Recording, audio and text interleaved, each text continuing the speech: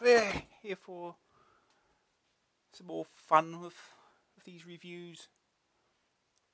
Maybe we can actually finish this one tonight if we're lucky. Well, we get a start anyway. We left off with Battle of the Planets. This is I did play a little bit back in the day, and another one I've probably forgotten everything about. So let's start this review here. Now, the first two things you'll notice about this cartoon-inspired game are the stunning vector graphics and the pitiful lack of helpful instructions. It's based on a cartoon starring the G-Force in their battle against the forces of Spectra. The game, however, has very little relevance to its origin, though, and is basically just a shoot-'em-up. The opening titles and music look and sound nice, but pale into insignificance when the game graphics pop into view. These consist of some of the smoothest and fastest vector graphics I've seen. The idea of the game is to protect 5 planets against the attack of Zoltar's, the evil, nasty, horrible, bad guy, forces, and both in space and on the planets.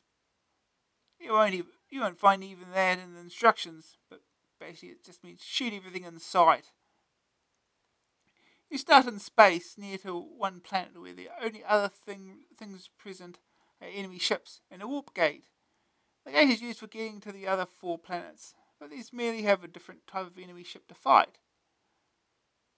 The ships can be destroyed by repeated hits with a laser or by the more effective but harder to aim neutron torpedoes. This action is very reminiscent of 3D Star Strike, with the laser cursor being moved around the screen, although it also controls the direction of the ship's movement. The ships can shoot back though, and you need to watch several indicators that could lead to G-Force's downfall. Shields are the most important and must not be allowed to reach 0. But fuel will also run out, and both will have to be replenished after a few dogfights. This is done by descending to the planet's surface, where new combat can take place. There is a certain amount of life on the planets that has to be preserved, or once again the ship will be destroyed.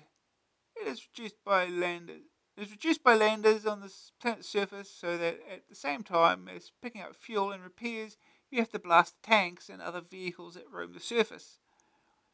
The cursor is the same as the space scenes, but against a mountainous background and with lines moving down the display to indicate forward motion. Points are scored for every craft destroyed, and the game continues for as long as you can avoid losing your one and only ship. There are 5 different information display boxes that can be called up: shields, power, planet, torpedoes, and lasers, all of which indicate when their status is dangerous to your health. The gameplay is simply a matter of staying alive for as long as possible and killing as much as possible. There seems to be no end to the supply of alien hordes, and there's certainly no escape. It's a straight shoot-'em-up. It's not bad, but lacks the real depth of games like Elite and Tau City. The graphics are excellent, but the sound effects aren't that hot, particularly because you're given no audible indication that other ships are shooting at you. You'll blast away happily for a while, but you'll soon find there's too little variety and depth. The second opinion. Very impressive graphics and a rare treat for the unrepentant Mega Blaster. There isn't much depth to the game, but sometimes that can be an advantage. Annoying though that there weren't more noises and spectacular explosions. Third opinion.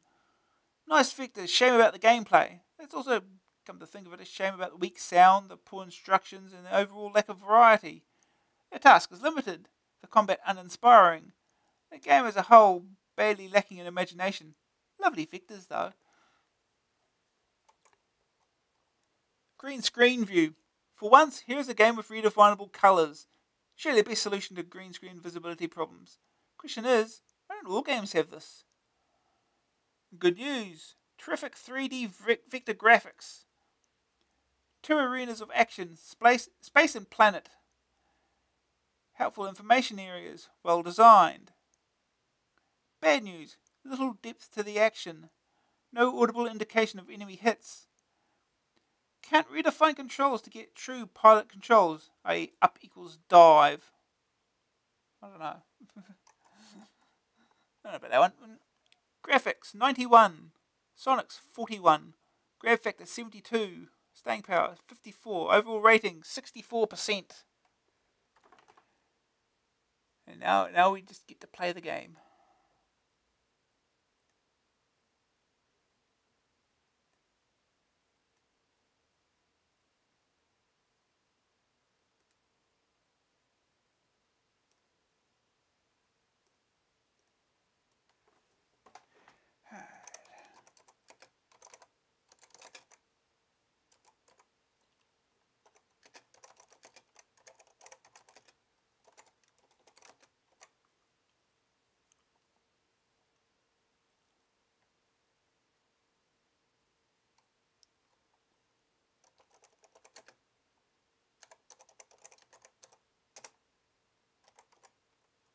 I'm in the wrong folder. Why am I in the wrong folder?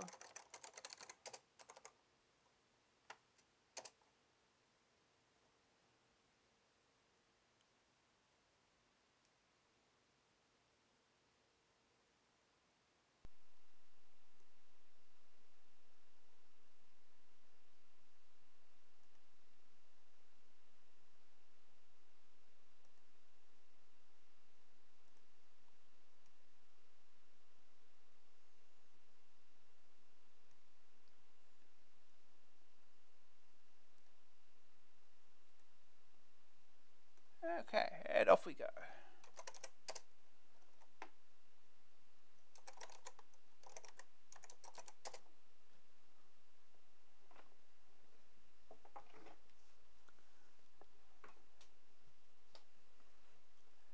Yeah, they're all angry.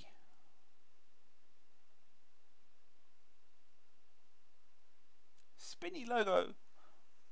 Message from Center Neptune. Spinny logo. Zoltar is up to his old tricks again. Spin that logo. You must defend the system against Zoltar and his fleet.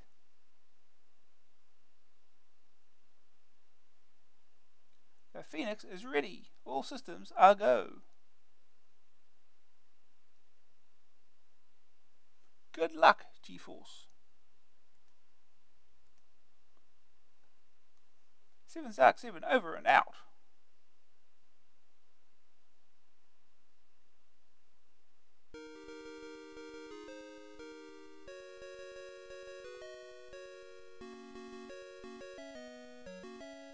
Music.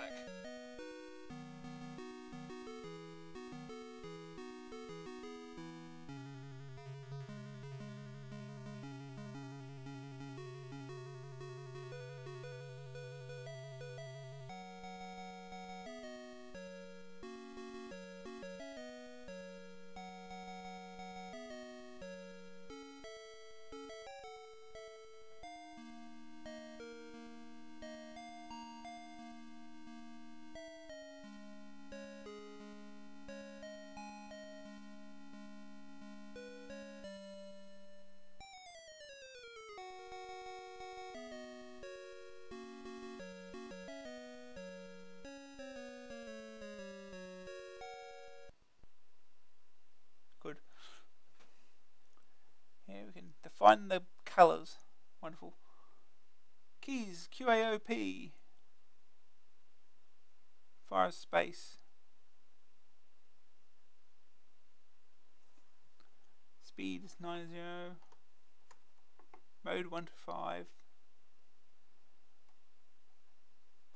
Okay, can use joystick.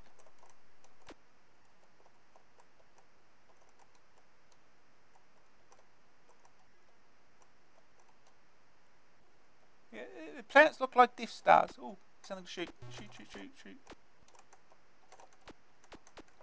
Wait, wait.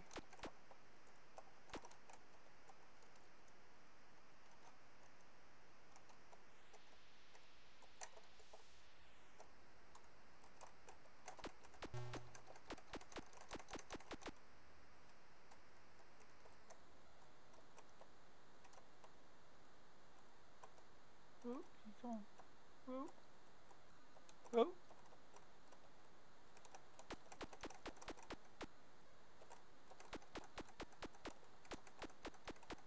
I don't even know if I can shoot this thing, whatever this is.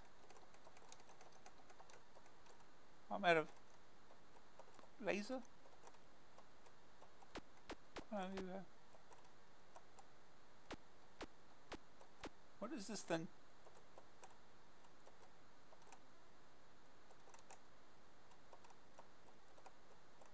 Oh, oh. I guess it's a warp gate then.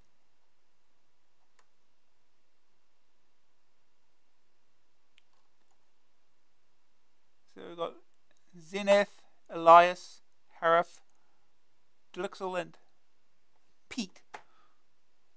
Okay.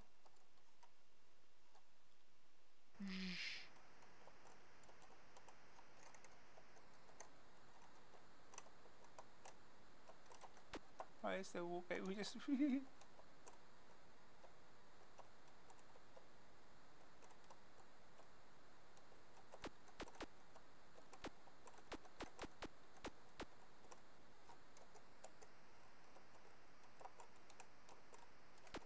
Oh, it's shooting at me.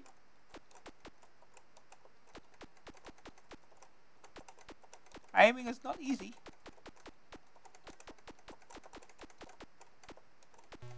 Oh. Yay! We blew something up. We got 4 points! Woo!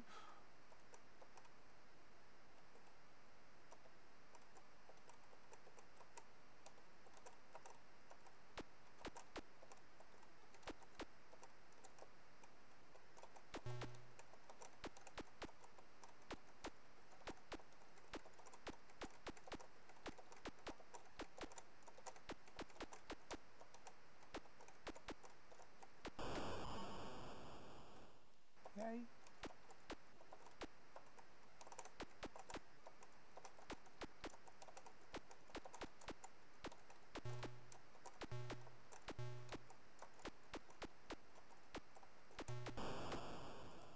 Woo!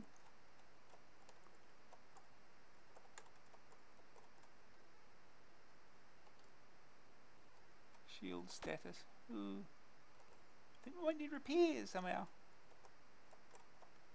Ooh.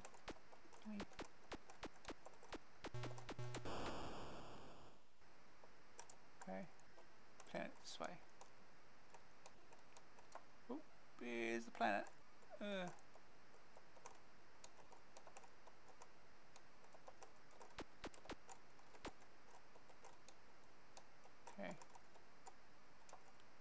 These planets look like Death Stars. We can do it before shield runs out.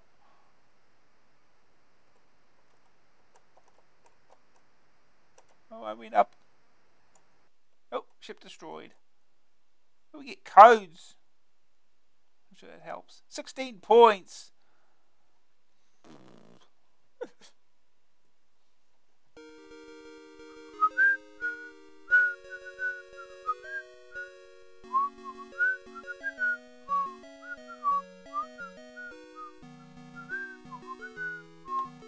Yeah, let's just go. Try again.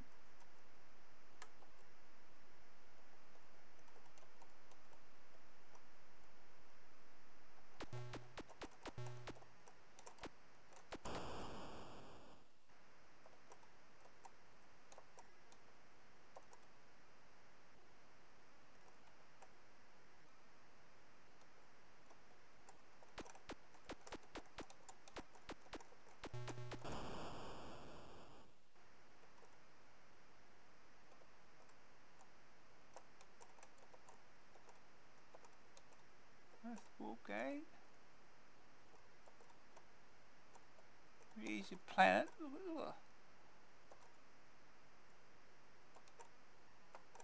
Okay.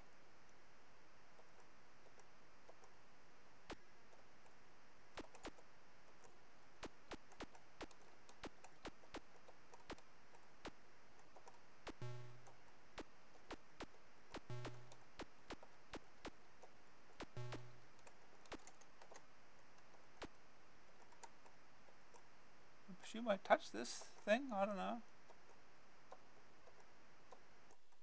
Doctor Fuel Ship. Didn't help my shields though.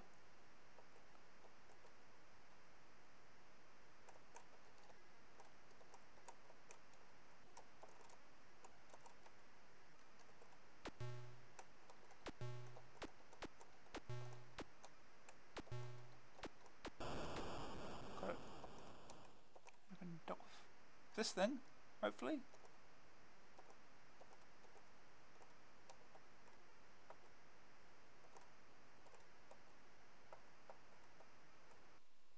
Peer ship.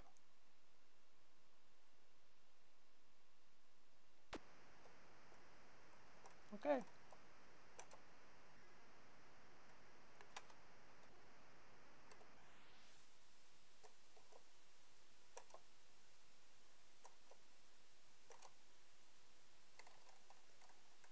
No, just push Y to leave.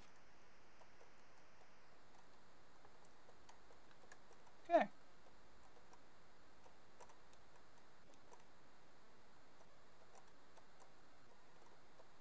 Oh, we're being shot at already.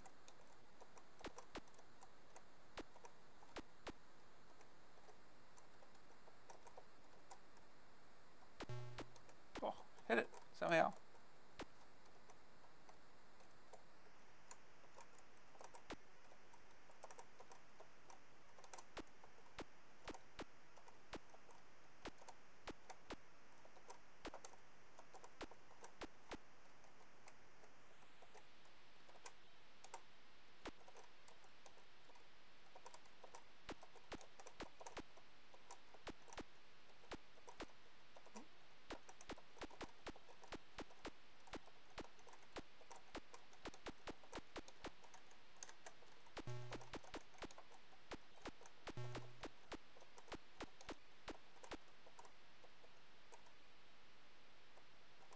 Well, that didn't work.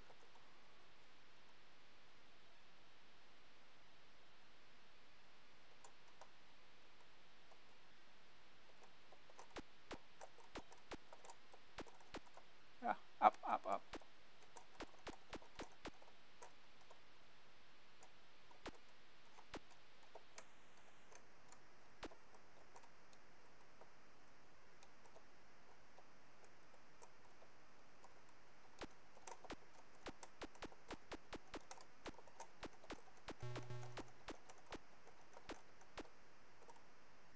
Ah. Yay! I only got 3 points for that.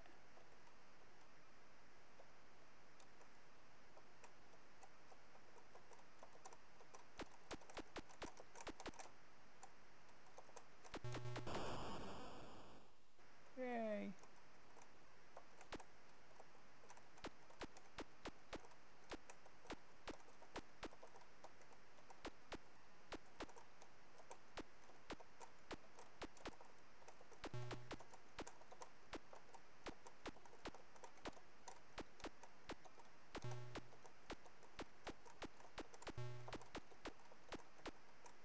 Ugh.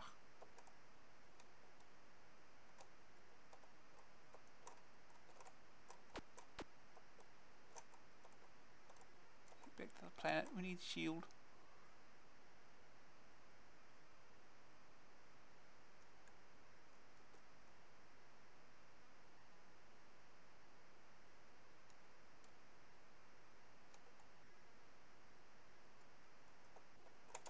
Oh.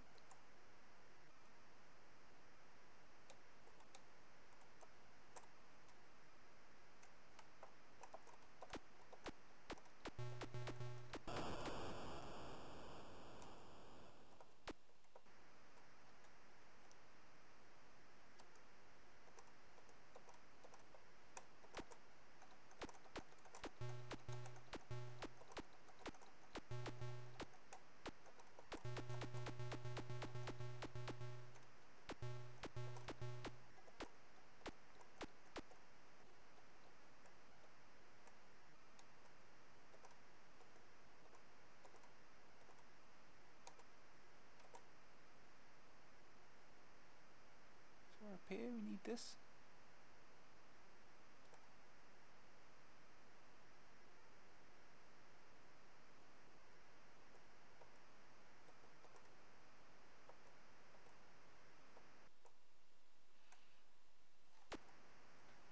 Okay.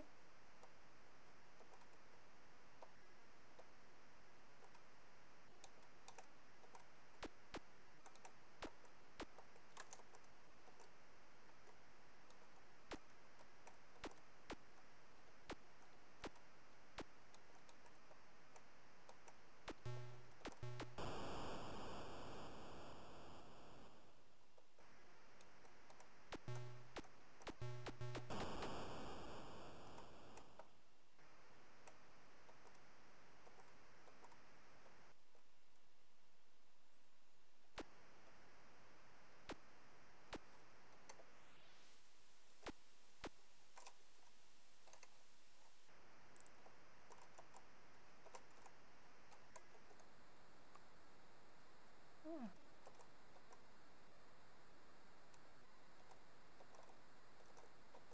Okay, this way. That way.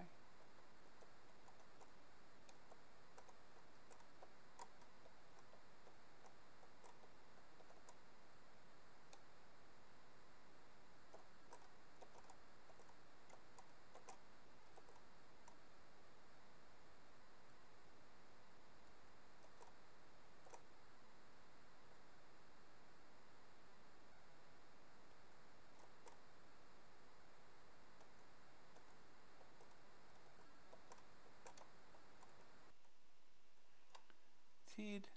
Let's go to Pete. I don't know why. Probably get our asses kicked, but whatever.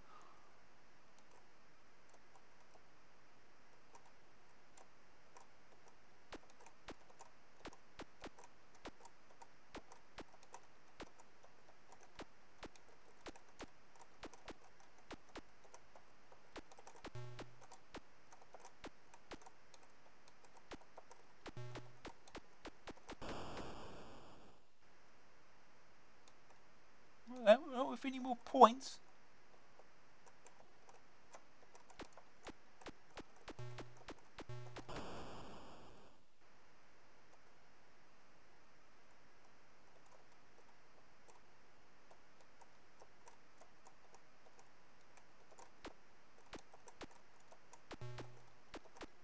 Ship looks like a giant eraser. It's disappeared.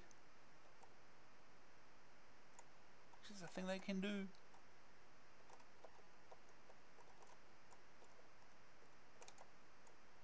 Here's the planet.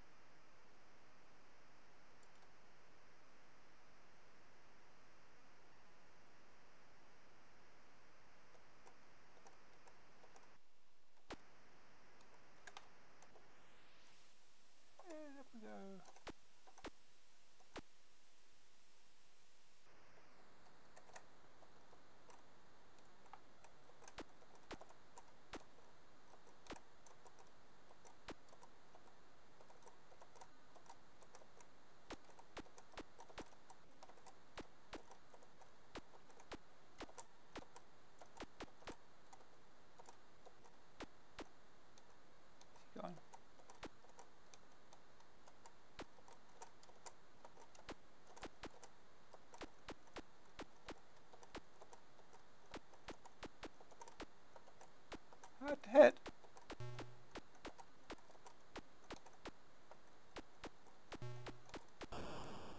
Okay.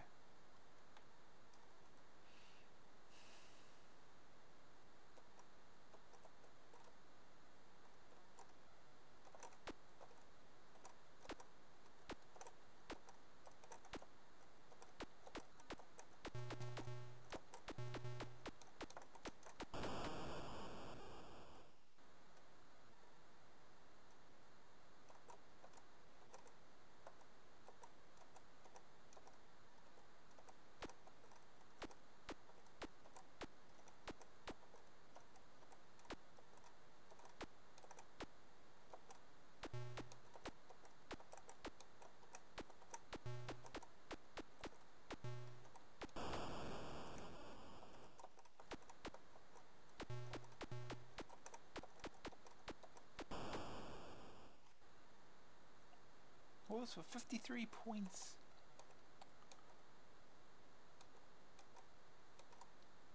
Swap somewhere else.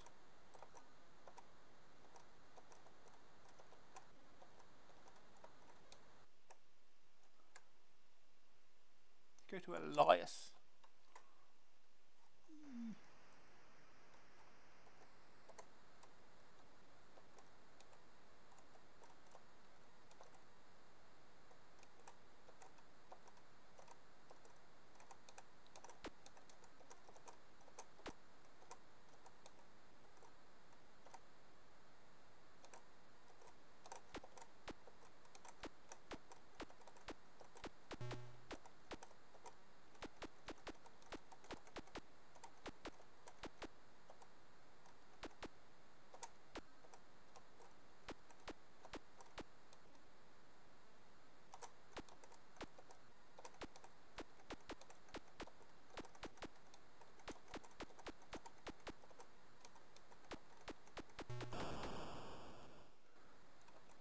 For the planet. Oops.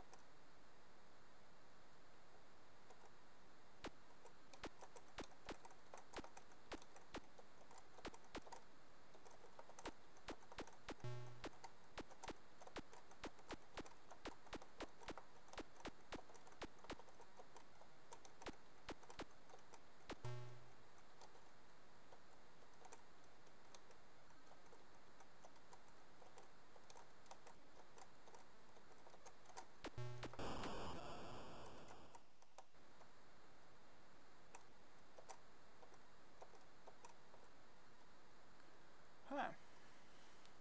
For the planet.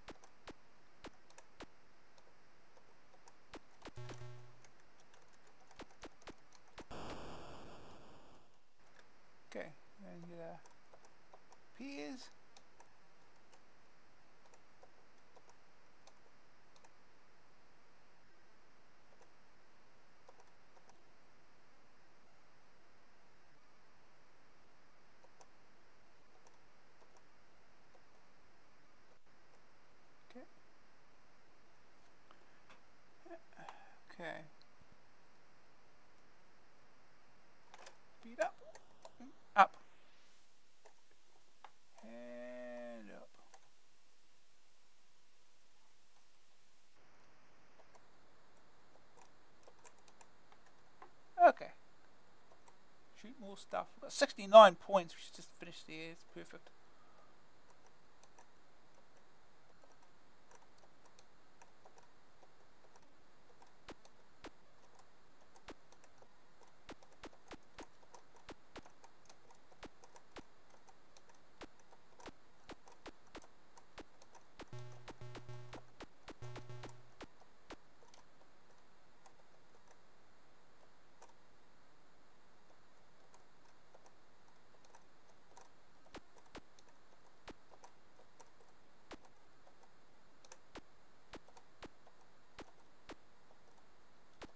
Disagree with some of these hitboxes though.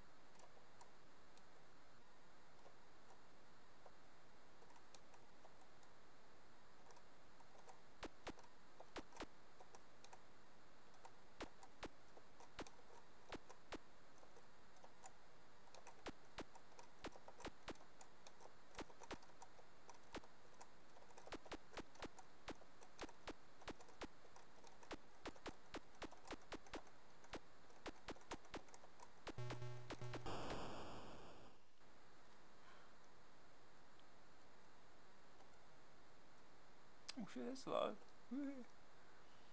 Well, let's keep. Is it? I don't really want to hit that. Whatever.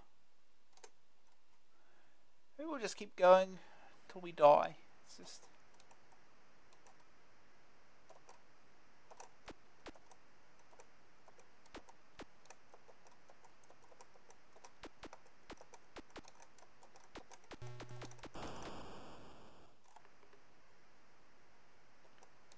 We're always dead. Yeah, ship destroyed. Shield's just gone. You can't always tell if you're being hit. PKIFS. 94 points.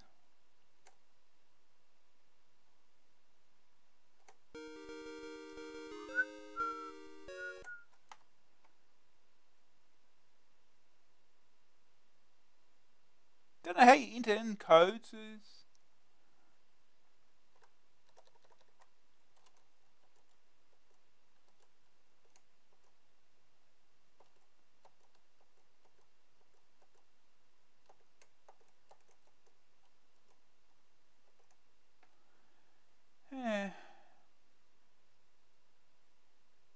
How you enter in codes is unknown.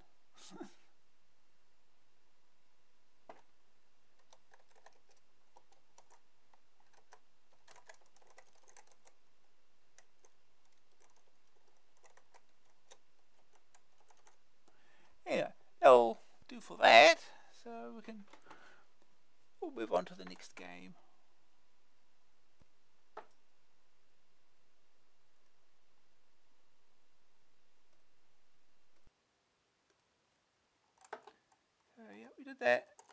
next game is 3 Weeks in Paradise. Another game by Microgen.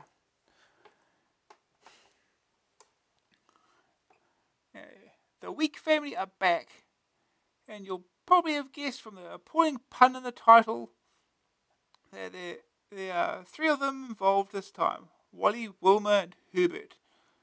Wally has to rescue his spouse and son from the hungry cannibals. That's enough puns. That's enough punishment, thank you. In the jungle. The game follows the same format as Pyjamarama and Herbert's Dummy Run, with single character control and a whole load of tasks to be completed using the many objects found in the depths of a jungle. You control the ever fatter Wally and have to rescue Wilma, who is hanging upside down from a tree creeper, and Herbert, who is busy becoming a tasty stew in a cooking pot. As with all previous games, you can only carry 2 objects at once. Now, these range from flip-flops, through Wilma's handbag, to a goldfish bowl. Each of these will have a use, but there might be the odd red herring thrown in. Learning how to use things can be extremely difficult to work out. Sometimes things will happen automatically, and at others you'll have to have a flash of inspiration, or a lot of luck, to make something work. Graphics are once again superb, with excellent use of colour and some good animation. There are some very attractive screen designs, and the animals look especially nice with a clawing crab, roaring lions, and a bald emu. There are also the usual set of clever little extras thrown in where Wally can go swimming or operate a geyser. Wally doesn't have an energy gauge anymore. Instead, one of his 4 lives can be lost instantly by bumping into the wrong thing. This can be a cannibal or one of the animals, but the effect is always the same. He sits down in a daze and then leaps to his feet hollowing, "Ouch!" This can be quite frustrating though, since one wrong move can ruin a lot of hard work. As in the previous adventures, Wally can jump around certain pieces of the scenery, or even through them. Movement between screens is achieved by just walking off the edges, but sometimes there are also entrances into the screen, which are accessed by jumping into them or by pressing a key. Although the game is graphically excellent and features lots of fairly complicated tasks, you do get the feeling of having seen it all before in Everyone's a Wally and Herbert's Dummy Run. Fans of the genre will love it, and if you haven't played a Wally game before, it's as good an introduction as any. However, I suspect that many people will have tired of this format by now and will want something different. Second opinion. I've had some good times with the Weeks over the years. I'm very fond of them, even if they are a bunch of slobs. But this time the old magic is missing, and I don't really care about their fate. If the cannibals think they're edible, then good luck to them. Third opinion. Big, bright graphics are all very well, but the Wally game ideas get a bit overworked by now. There's a lot of puzzling to be done, but the puzzles do have a certain sameness about them, which can get tiring. It's a good game, and a full solution will take you a fair old time. An original scenario would have earned a rather higher rating though. Green screen view. Loses a lot without colour. The jungle settings aren't nearly so much fun. Good news. Excellent use of colour and animation. Plenty of difficult tasks to complete. Fans of the Wally genre will like it. Bad news. Solutions can be rather obscure. The game format is becoming tired. Instant life loss can be annoying in an arcade adventure of this sort. Graphics 92, Sonics 42, grab factor 62, staying power 72, overall rating 67%. Alright, now we get to play this fun.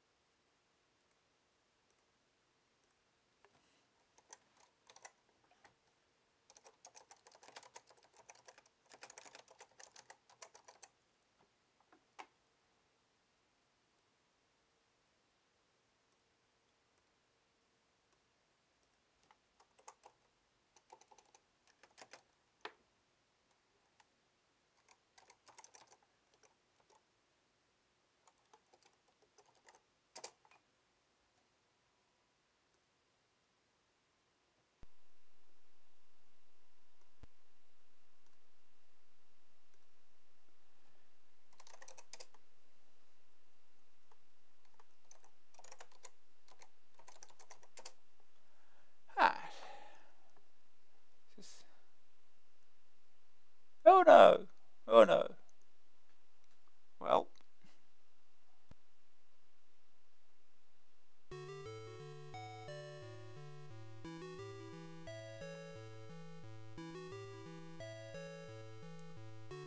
That's a lion.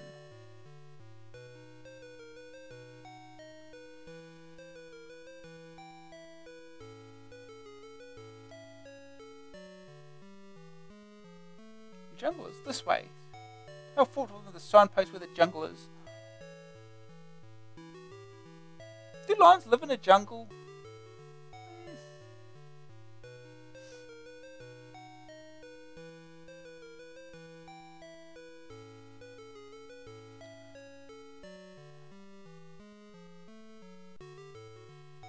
Oh.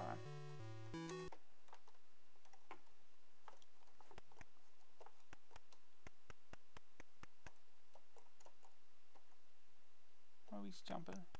Ribbit. How do I pick up?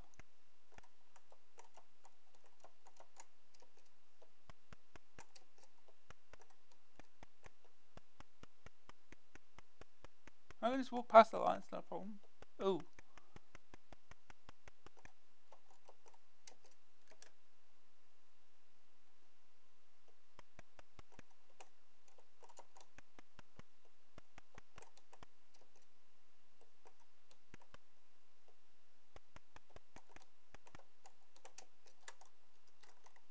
How do I pick up?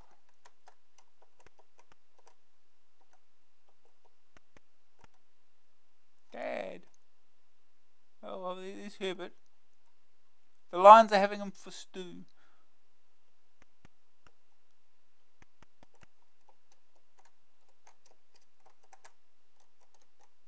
Ow.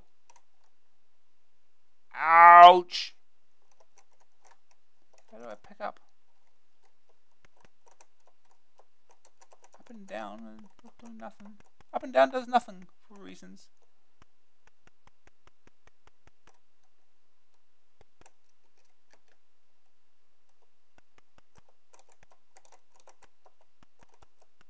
Can't go in. Hey.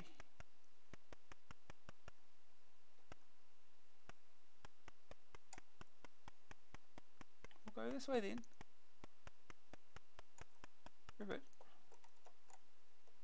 Oh, it's there.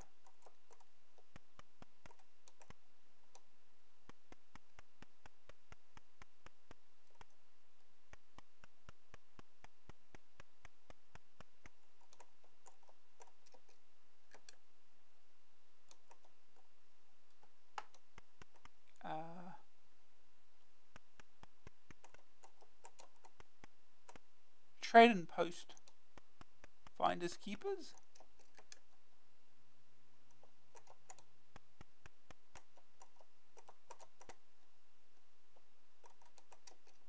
How do I pick up?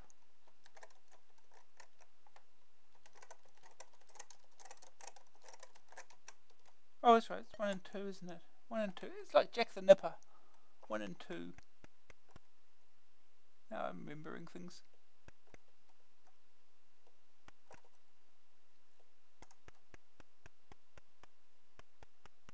Flip flops.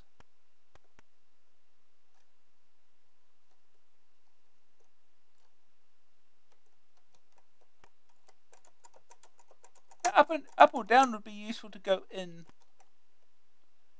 Really, it would be. There's something behind here. Mint. It's a mint. Oh, oh. Ow. Ouch. It's angry.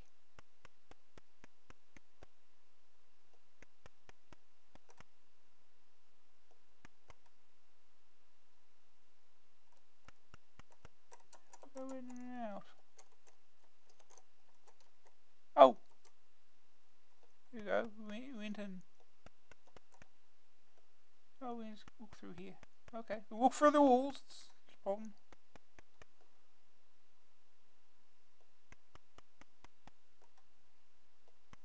Oh.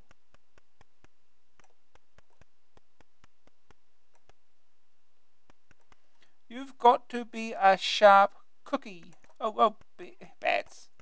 To understand this clue. Sharp cookie?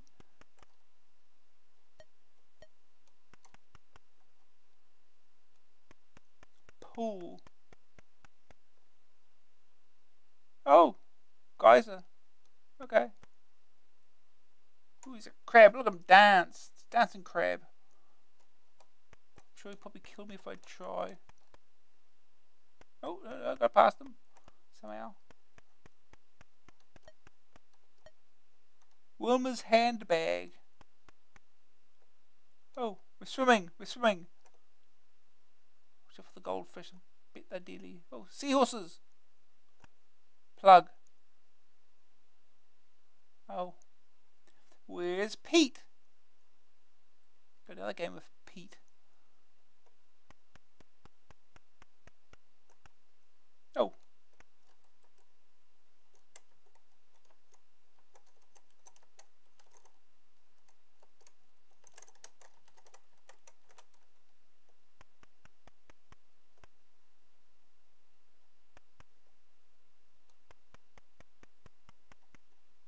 Oh. Dang it. Ouch.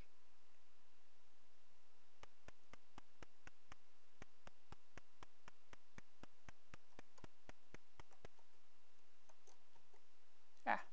A goes in here. Okay. Why can't I just use down to go in? That would make more sense. Wally, help.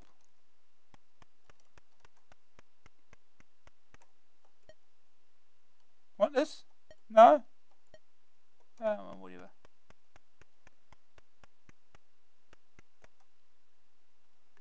Oh, I think that whatever that is deadly. Oh, jeez. So jump over the snail. Because I'm sure the snail is just as deadly.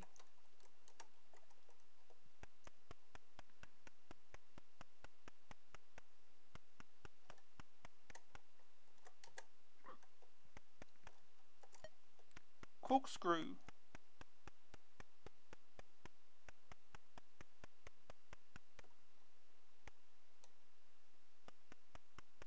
That's a giant table. Huge.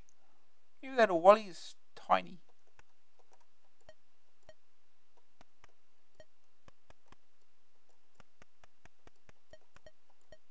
Bowl of stuffing.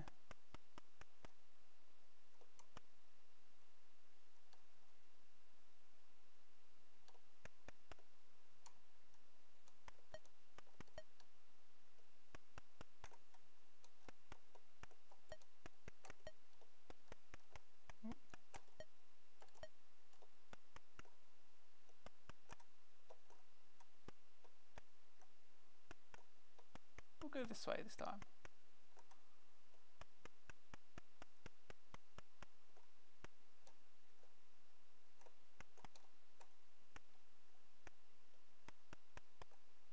I can't fall in the... Well, I suppose it's a good thing.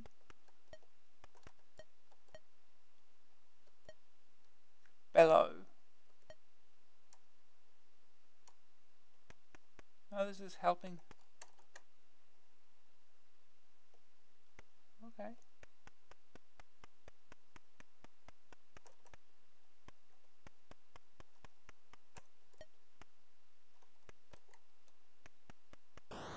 Oh, that just kills you.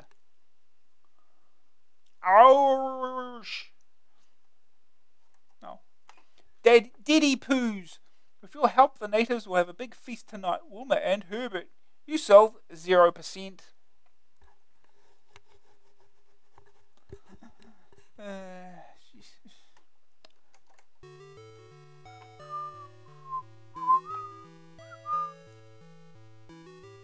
We'll try it again. Got the keys working now. Goldfish bowl.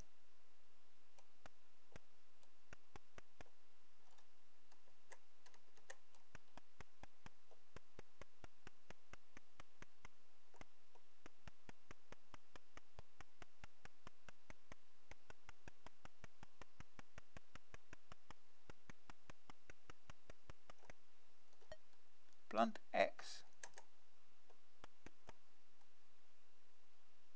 A lovely bunch of coconuts. What? I've got a lovely bunch of coconuts. What?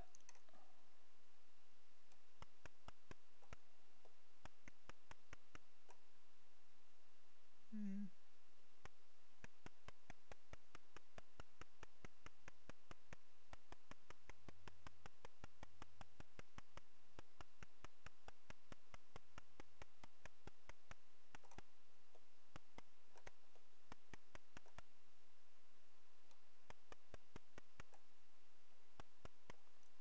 Ribbit. Ribbit. At least we can't pick up the frog.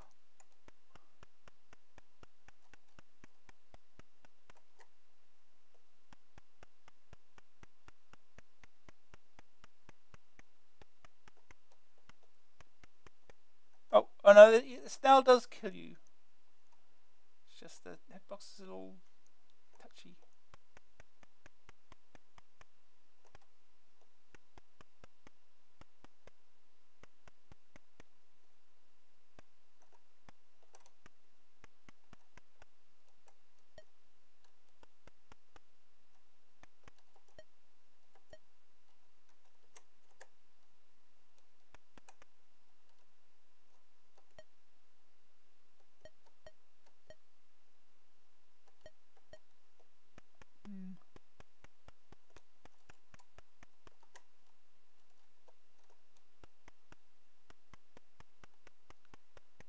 Head back this way then.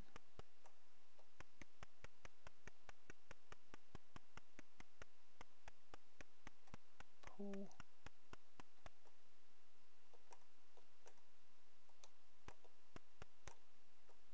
Here we go. Guys are. Oh! Sand. Sand's sucking me down. Okay. I must have had an item that prevented that. What was it?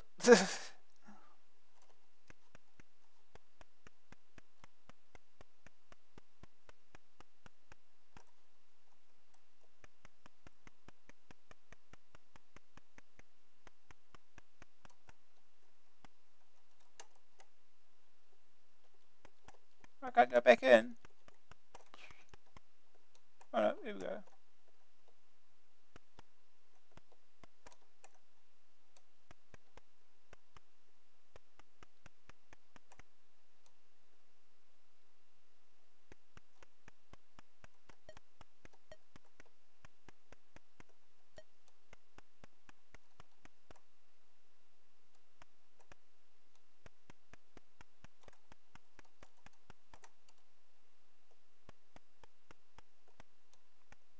Will they help? It's me, Wilma.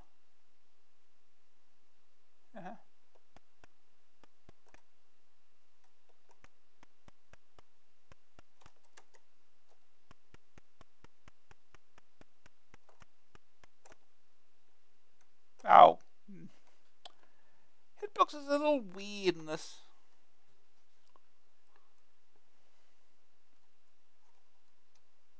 Still 0%. We're making no progress whatsoever.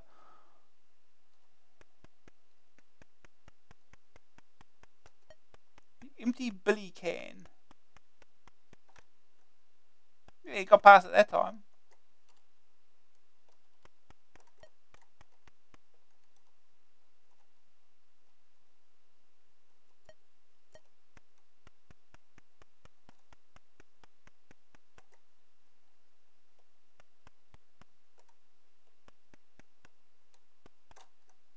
Who's for the snail? Snails are deadly.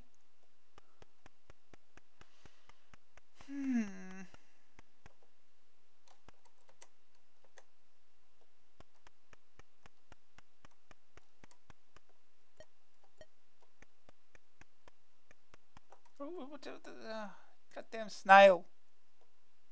Ouch!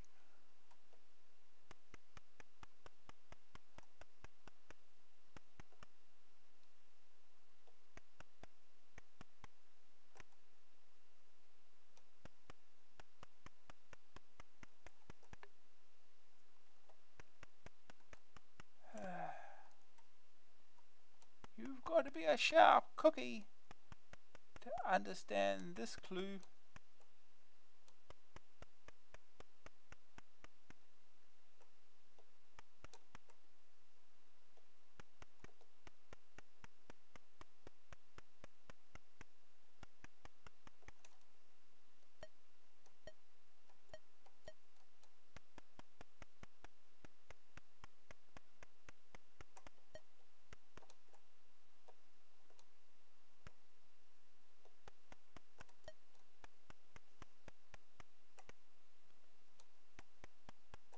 Oh no, not the corkscrew.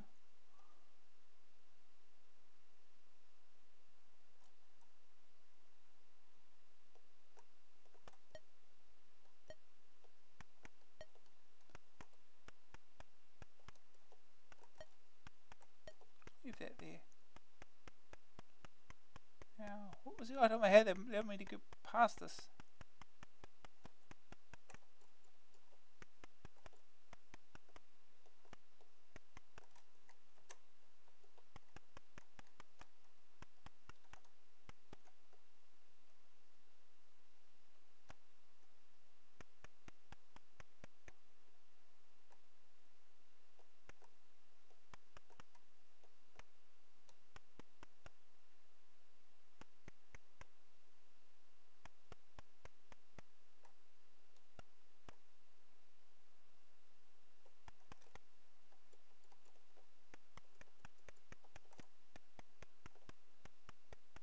I can still go past here, don't I?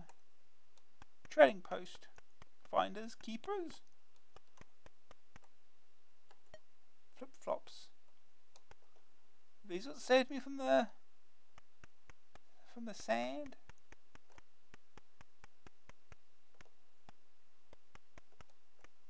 The mint as well. Flip flops make a little more sense.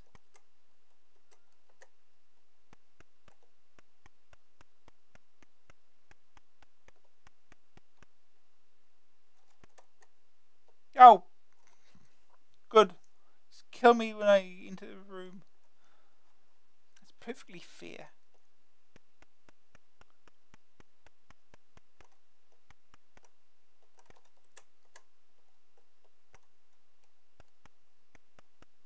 Right, it's this way anyway, isn't it? No, what am I doing?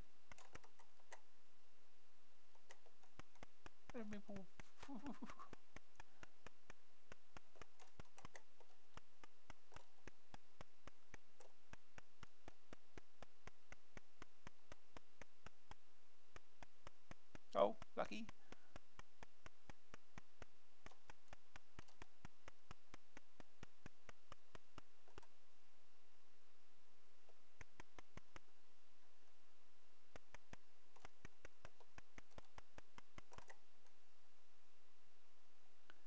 Got a lovely bunch of coconuts.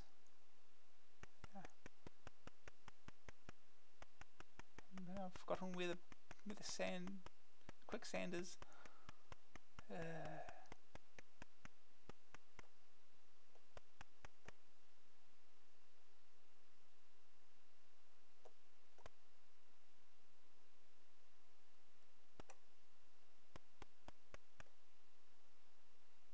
Ribbit.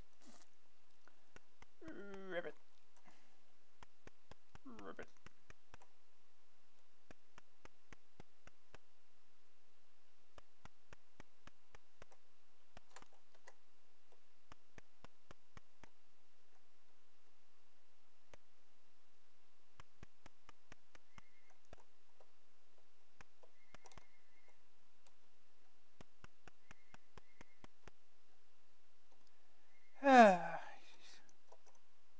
Excuse me a moment.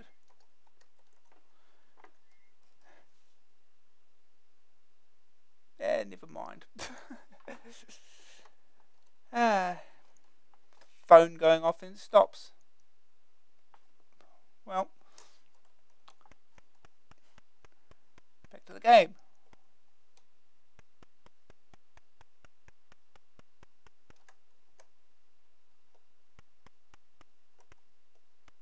Oh, jeez, watch out for that.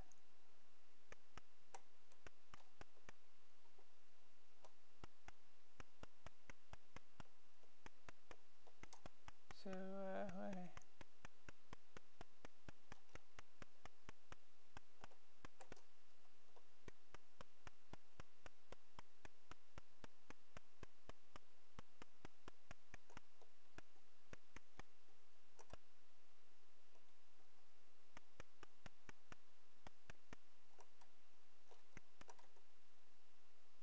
okay, it's there. Yeah.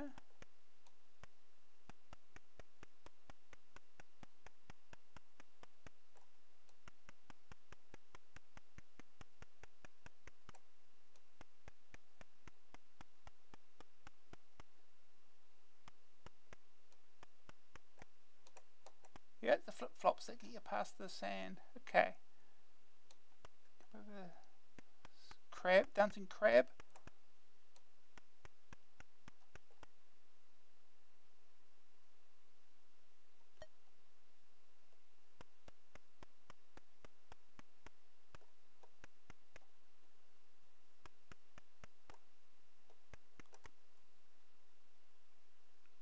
I was looking for the.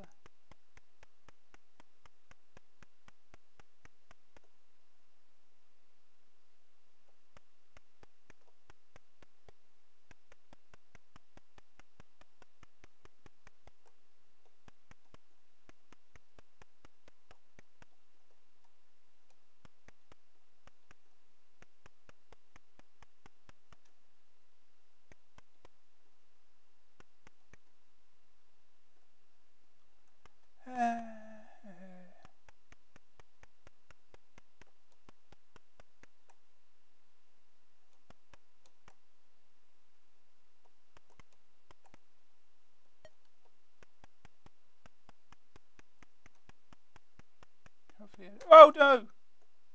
Well, arch.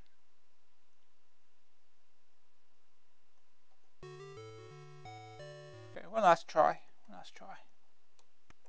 I want this item.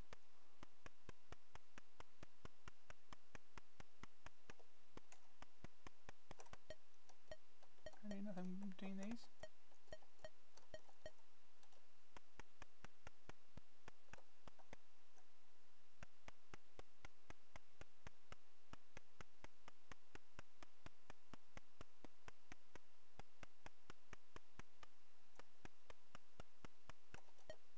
Flip flops. Apparently, flip flops may stop you from sinking in quicksand, because of course they do.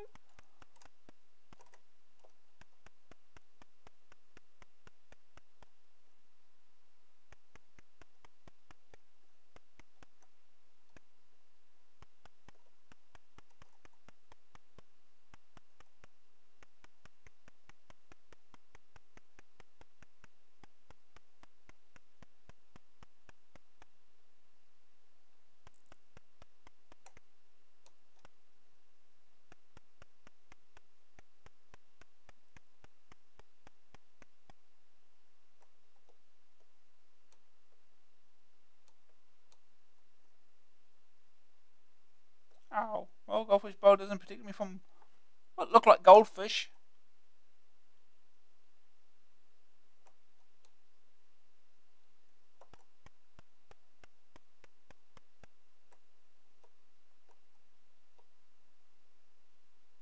Wait, you can drain this multiple times? Huh. Interesting.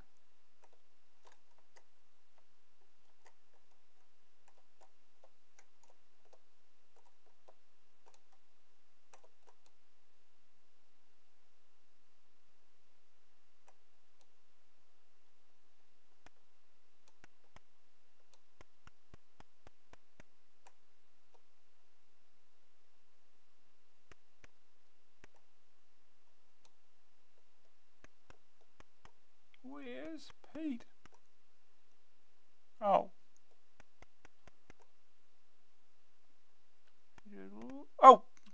he's just there. Ouch.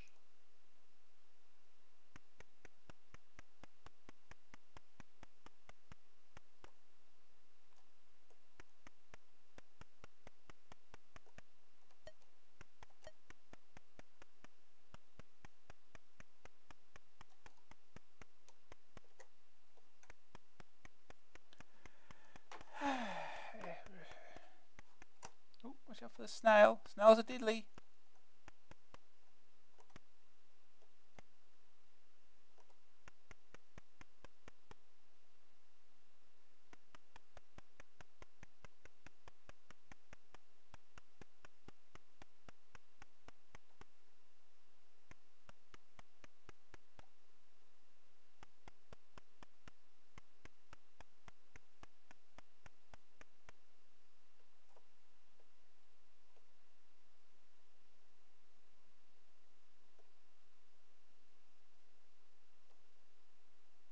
What's this direction?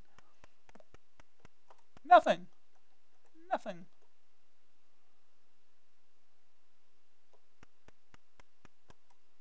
Where's Pete? Whoever Pete is. I have no idea who Pete is.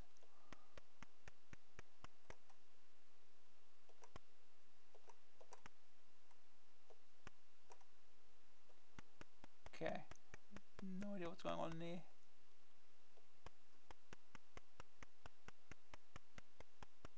Okay, we figure out what the flip-flops do, that's about it.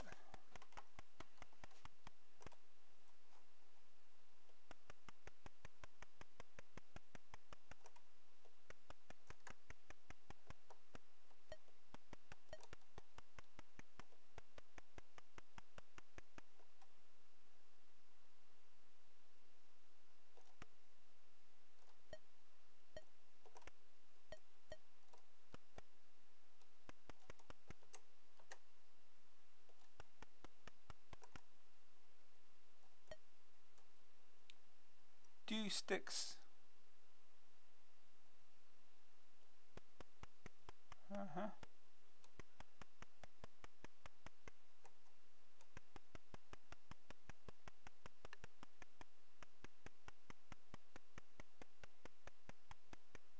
Oh, then he's just there, because of course.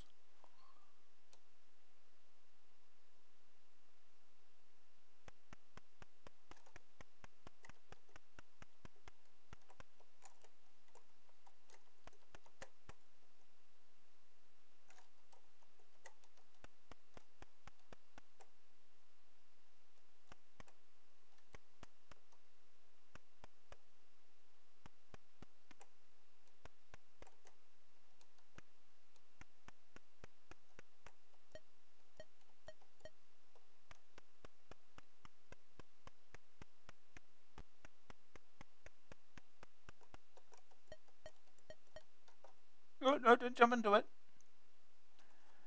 Yeah, that's. Ouch. Diddy poos. Well, not getting very far there. Explore the game. Nothing makes much sense at all. Yeah, well. On to the next. Let's move on to the next.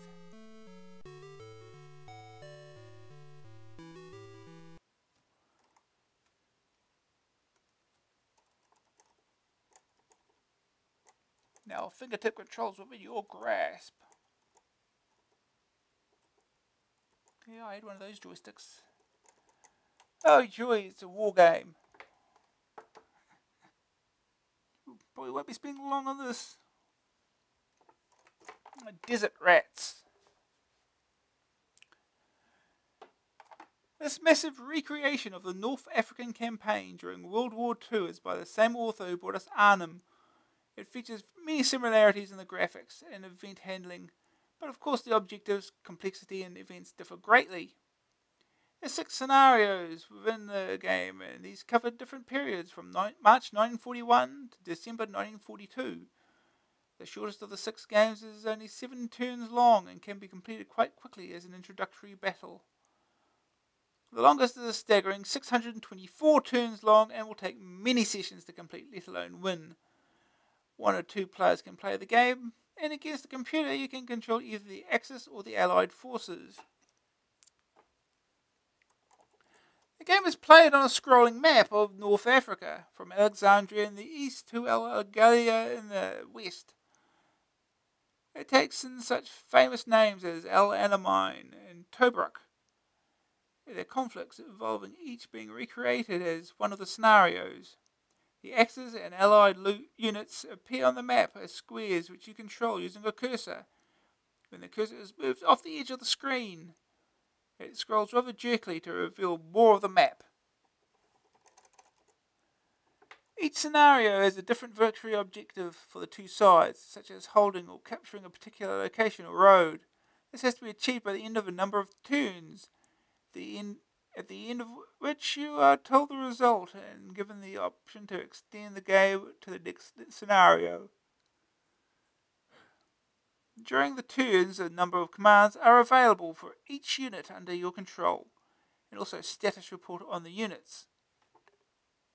There are 8 basic commands, although they won't all be available to a particular unit at any one time.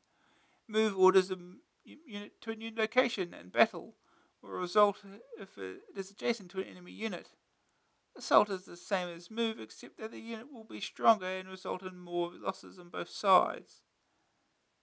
Hold will cause a unit to dig in where it is, and fortify will strengthen that order with more defences. Screenshots. Travel is used for rapid road transport, and go to port will transfer a unit by sea between Alexandria and Tobruk. Divide will separate units stacked on top of each other. Report is the last command and it will give a readout on the strength, moves per turn, supplies, morale, attack modifier, efficiency and fortification of a unit. All this information combined with that on the terrain and unit characteristics and the instructions will help you decide what a unit should do and where. Much of the lasting challenge and complexity of the game is derived from gradually learning about the supply situation, reinforcements, and combat effects that result with different events and actions. Particularly with the long scenario, this allows for plenty of depth of learning to the game, and of course infinitely different courses of events dependent on your actions. The map and units are nicely drawn, and although the scrolling is rough, it presents a pleasant screen display. The noises of battle are valuable for once, with the length of the bangs and rat-a-tats indicating the damage done in a particular attack.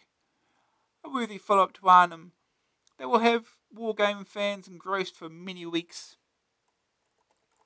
Second opinion. Just as impressive as predecessor Arnhem, though there are subtle differences in the gameplay. The 7-move scenario will prove invaluable in encouraging beginners to have a go. The 624 turn scenario, however, though, is strictly for the dedicated. 624 turns, we're not playing that scenario, are we? Third opinion. Plenty of depth and some real staying power. This one will keep the strategy fans up into the wee small hours. I wouldn't have minded something a little more informative than all those machine gun noises in the battle phases, though. Green screen view. This can be a bit of a tough one to play in mono. Axis and Allied and Axis units do face different ways, but this doesn't help much. Good news! 6 scenarios of variable length. A massive full game that will keep you busy for weeks. Plenty of depth to the game. Plenty of depth to the game once you learn the basics. Excellent instructions with historical notes. Bad news, not very attractive to non-war gamers. Oh no. The scrolling is jerky. Graphics 66, Sonics 17, grab factor 75, staying power 81, overall rating 78%. Hey, war games. Guess we get to play it now.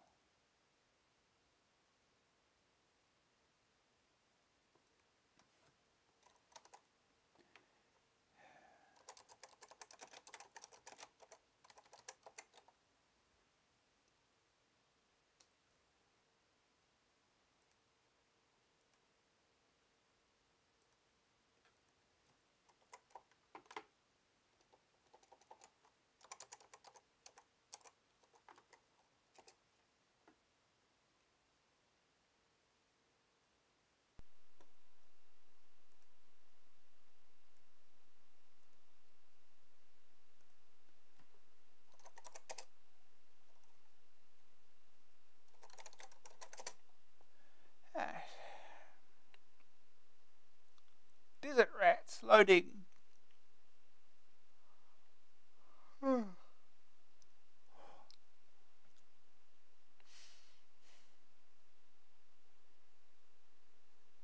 Begin new game, load new game. Begin a new game. Which scenario? Enter Rommel, Battle Axe, Operation Crusader, the Battle of Gazala, Al Alamein, the Desert War. First one, I guess, is the shorter one. Malta status, historical, Operation Hercules, not used as base. I have no idea what this means. Number of players, 1 or 2. 1. Computer to play Axis or British? Play Axis. We'll be the British. Yeah, Benghazi. Thinking! Forces moving.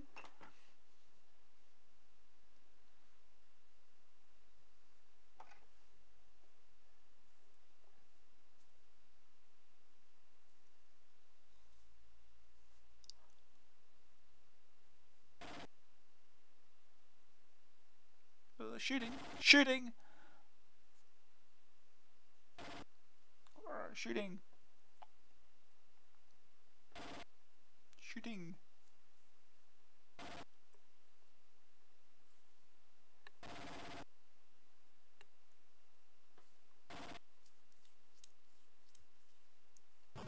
Oh, shooting. More shooting.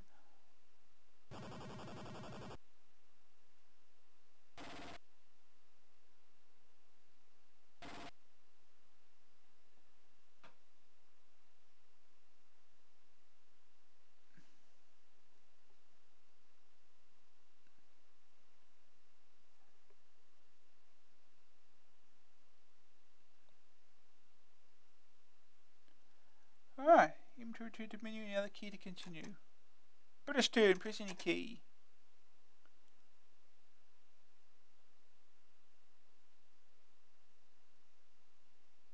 So wait, which one is the British?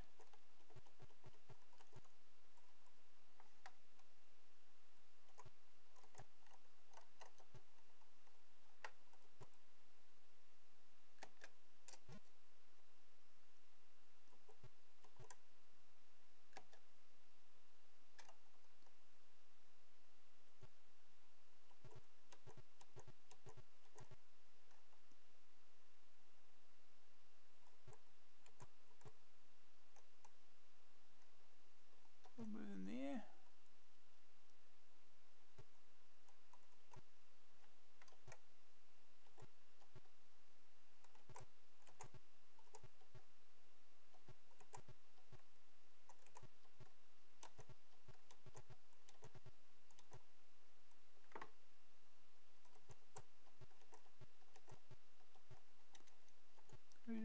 No, nothing working here. Hold, travel, no. Skip to cancel. Yeah, end that one.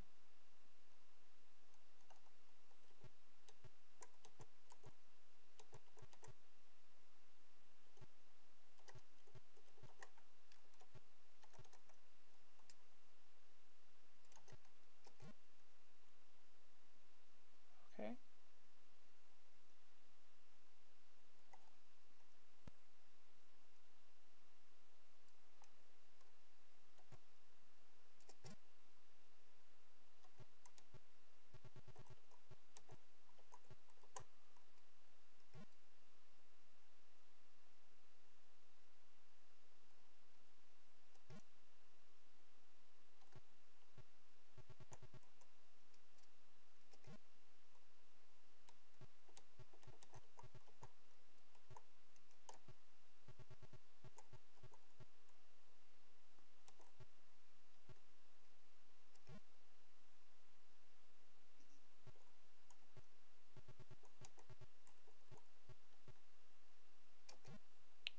No idea what I'm doing.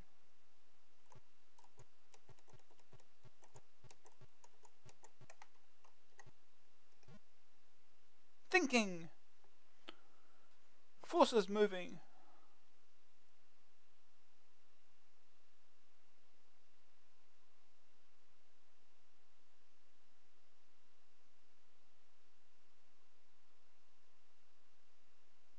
have no idea what I'm doing. Brr. Brr. Brr. Oh.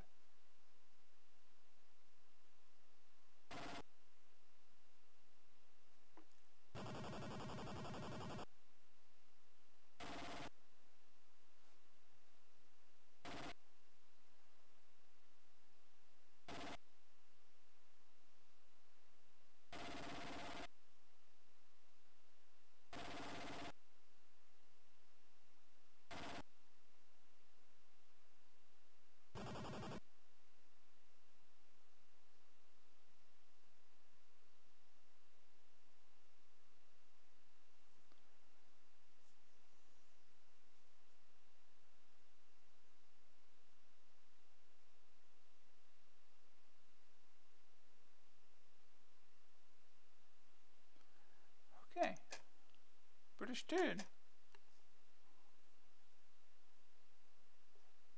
What does report do? Supplies per day 50, replacement. Huh. Oh, it's HQ, is it?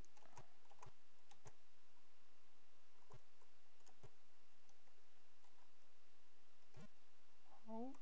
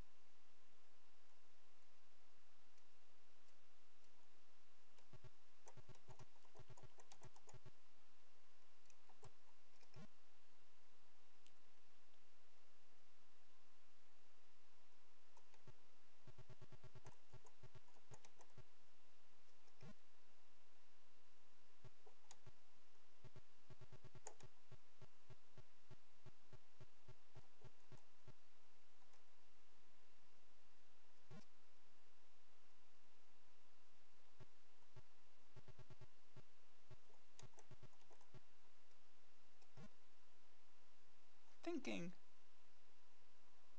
Forces moving.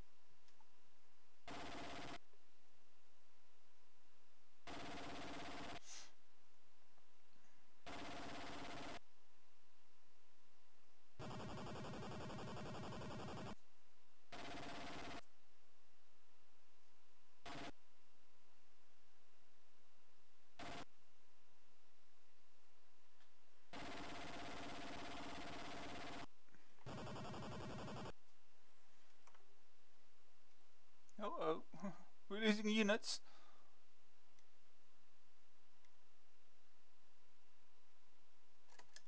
British turn.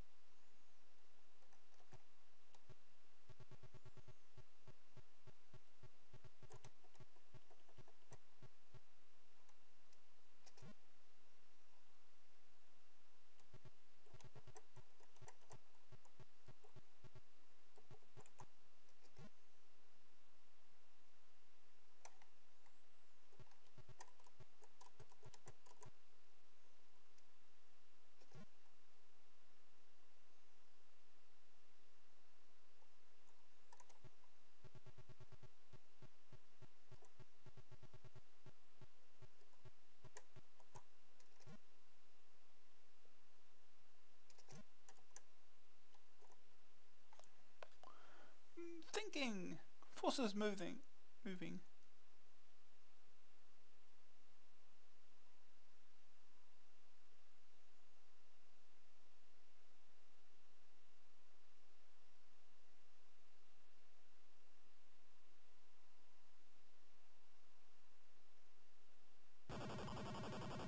Uh,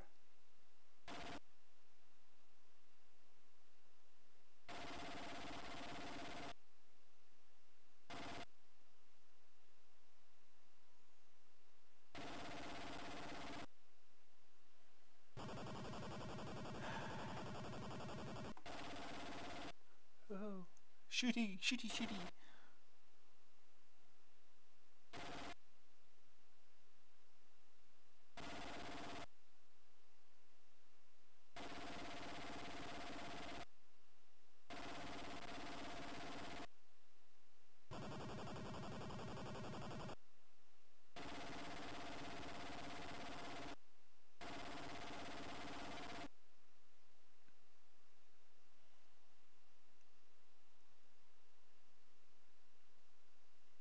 I think we're getting our asses kicked. British turn.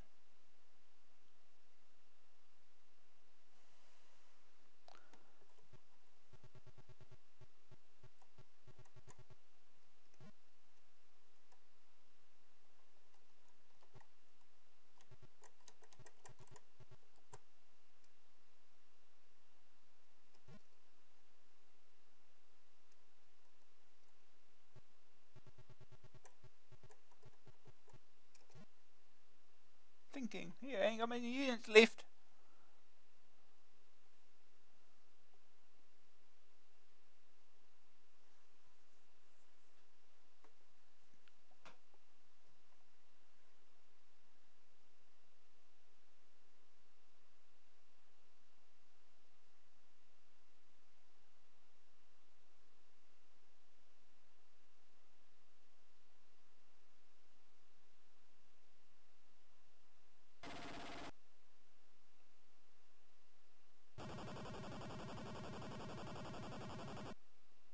Dead. Well, this is going well.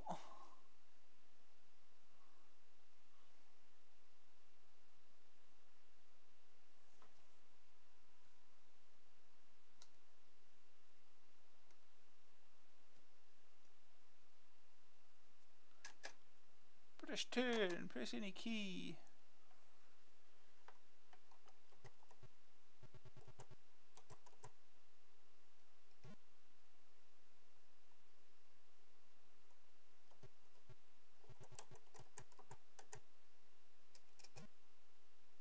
You've only got 2 units left.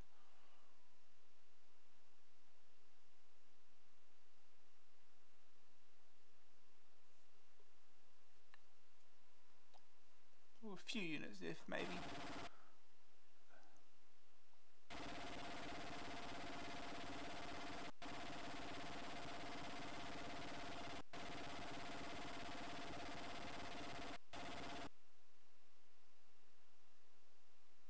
Yeah, we got him. Okay. Let's go on the offensive.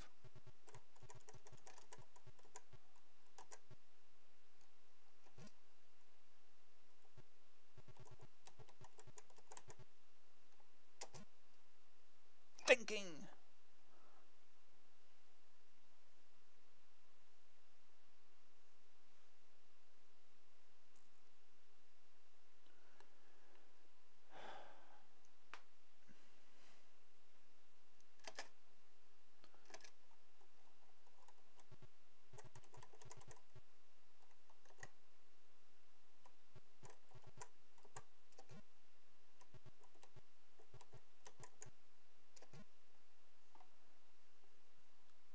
Let's walk up to them and shoot them in the face. Sure, it'll turn out alright.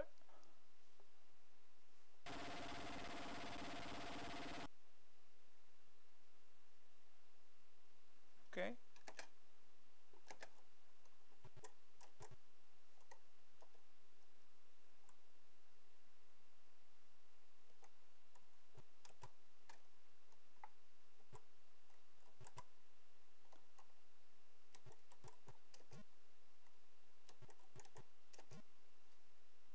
Thinking. Still assault that, whatever it is. Oh yeah, it does move, so.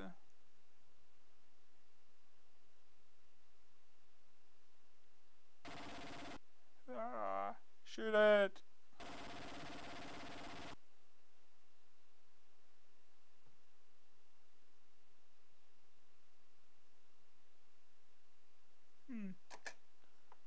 Just turn.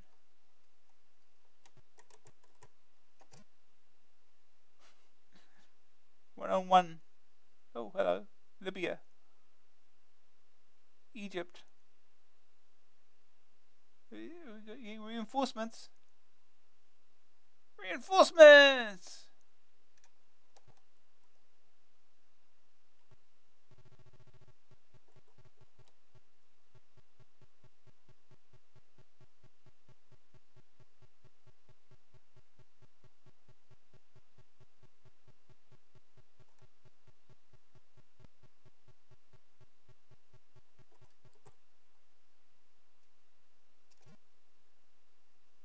Thinking.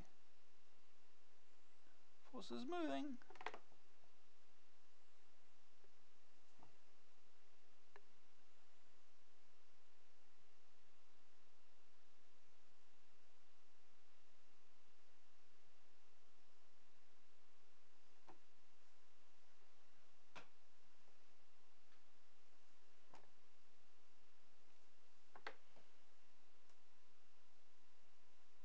Still moving.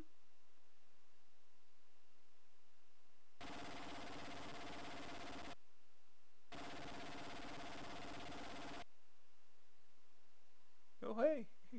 Making progress. Steady progress.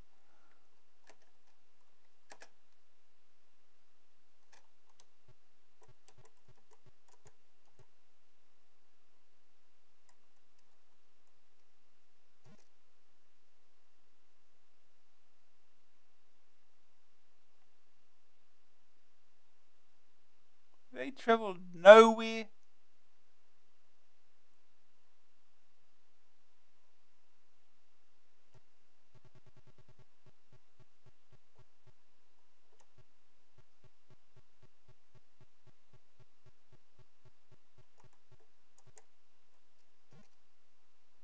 Thinking. Forces moving.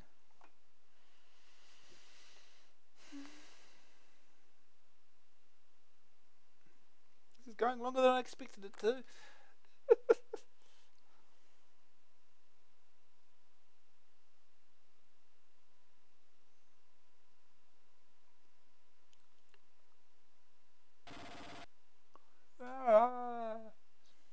Shoot everything.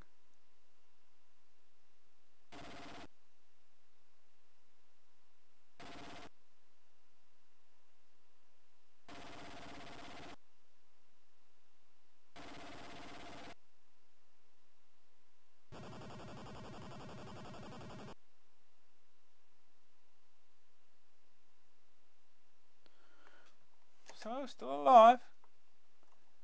Just turn.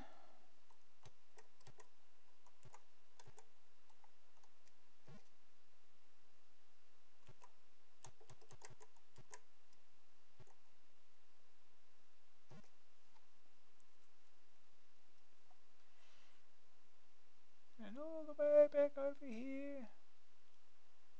They've probably travelled almost nowhere.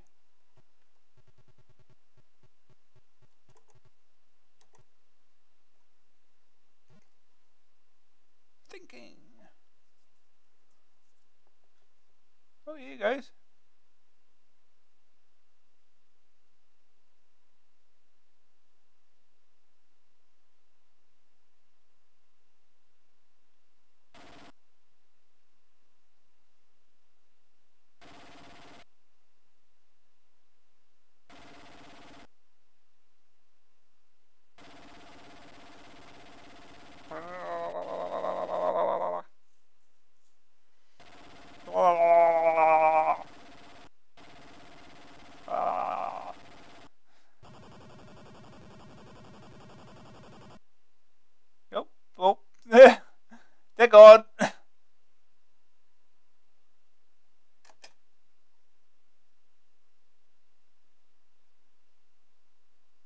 Understood. Push any key.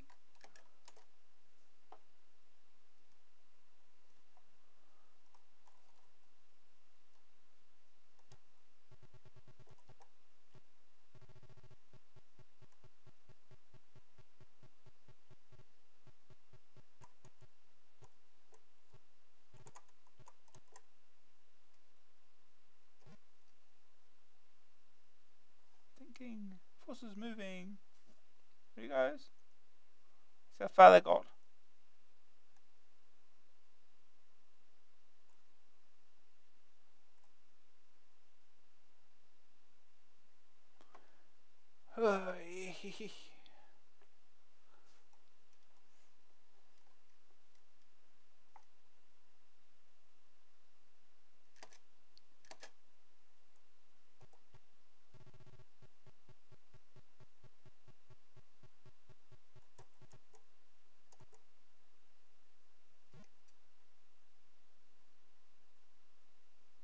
Forces moving. Uh-oh. Uh-oh. Uh-oh. Uh-oh.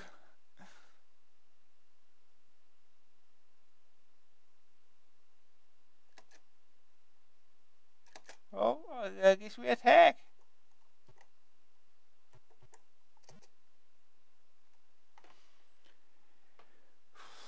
Here we go.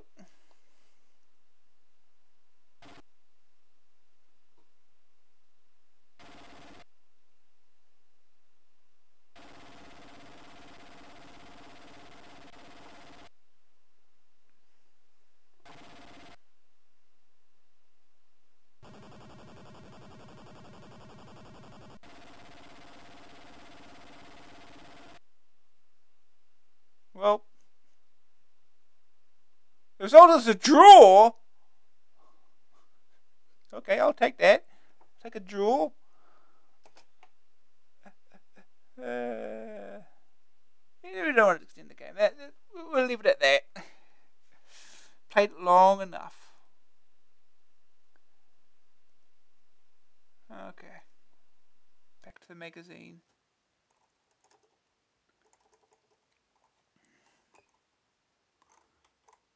Well, software, is this software normal?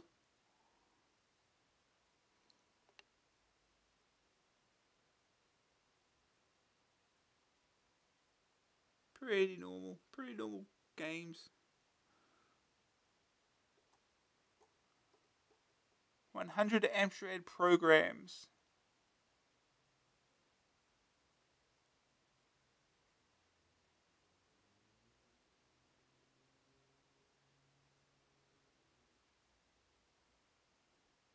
This is no joke. We're really selling 100 quality programs all on Mega Bonanza and all for only £9.95.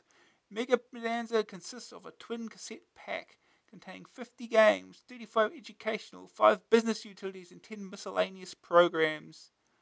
Miscellaneous? 50 games include mini arcade adventures, role-playing and logic games. Titles include Defender, I wonder what that's based off of, Bomb Drop, Dictator, Dr. Watson, Grand Prix, Golf, how descriptive, Robin Hood, Tank Battle, Terrorist, Dallas, Satellite, Future, Interceptor, Lunar Lander, Lemmings, 96, Lemmings, okay, Money, Takeoff, World War III, and much, much more.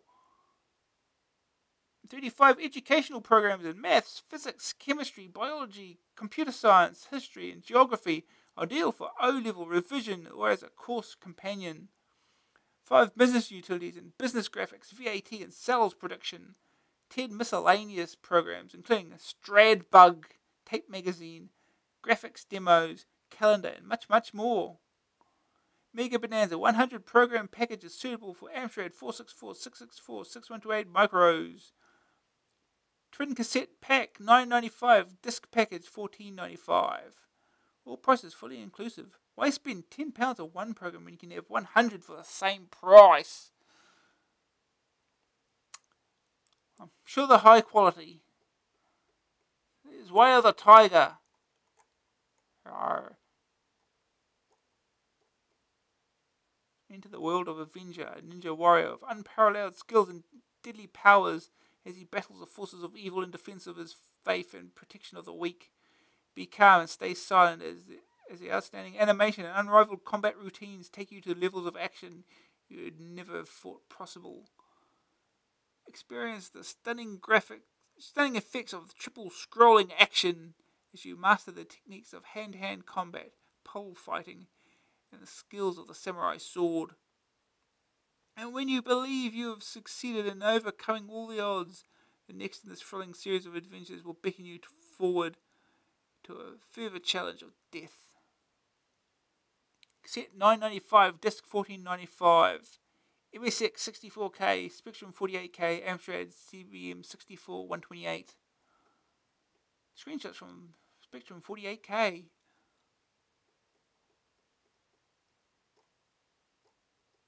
Right, the stick. Look at that, the stick.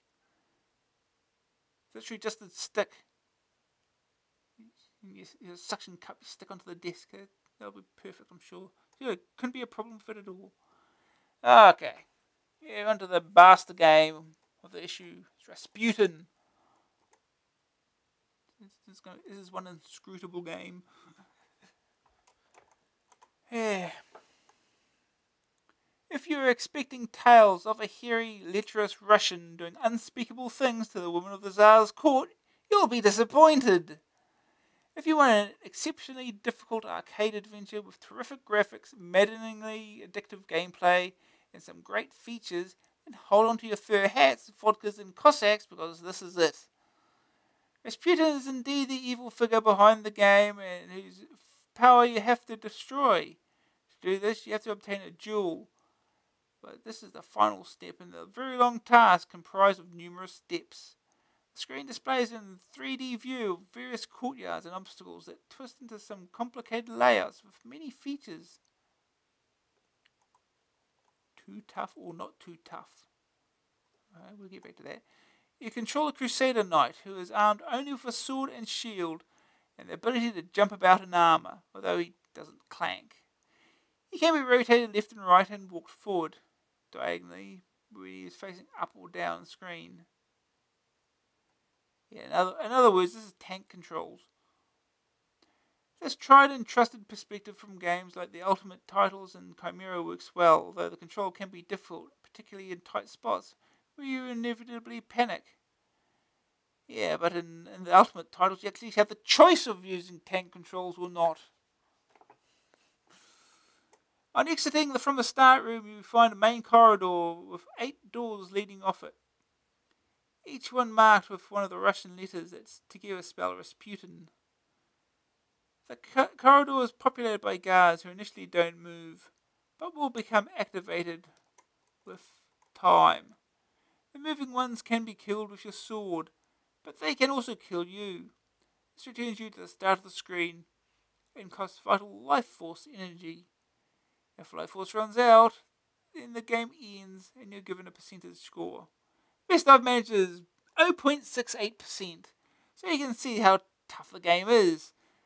Anyone who can find an infinite life force poke will deserve a medal or a tenner.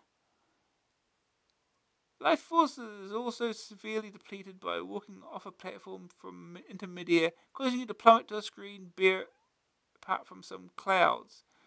Crusader will land on one of these and float back up, but he loses a lot of energy while he does so.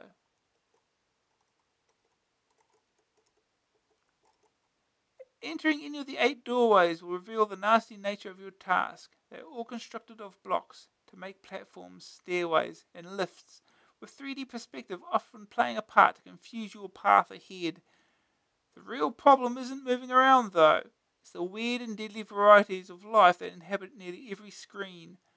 These include tall cyclopean creatures, bouncing balls, fire-breathing dragons, transparent killer blocks, evil eyes, and a cross between a bulldog and a plucked chicken. But most of these can be fended off or killed using the sword and shield. In some of these screens, there are white blocks to be jumped on to make them disappear. When all of them on one screen have been absorbed, a monster head will appear, and that has to be destroyed to obtain another white block. Once you've got that, you are past the first basic stage. All you have to do now is repeat that 7 more times, identify the color-coded sections, neutralize the sets of evil eyes, get the letters, and I give up. Suffice to say, there's plenty to do, and all will become clear in time. The game will have to be approached in an orderly fashion and completed stage by stage. Okay. Efficient use of sword and shield strength, which are very limited, is essential to the final completion of the task. But completing this game may take months. A superb game with terrific graphics, fantastically addictive gameplay, and one of the toughest overall objectives in an arcade adventure yet. Green screen view. Everything's perfectly visible. But you needn't think they'll save you. Too tough or not too tough. The game is so difficult that many people may feel it is asking too much of the game's player. This thought is countered by the fact that here in the office we just couldn't stop playing it. The addictive quality is in exploring the game, discovering new rooms, completing tasks, and just trying to cope with the sheer scale of the task. Scoring a fraction of a percent on most of your early games doesn't put you off, but encourages you greater effort to string all the tasks together. Once you've learned how to crack some rooms, things will start to fall into place and high scores can be achieved. Any game now will crack that 1% barrier. Second opinion. If the great Bob Wade scored less than 1%, you can imagine how well I did. I'm too ashamed to mention a figure. The game was tremendously tough and brilliantly executed. Despite the initial similarity to all the other 3D arcade adventures, it's a program of real class and more than a little originality.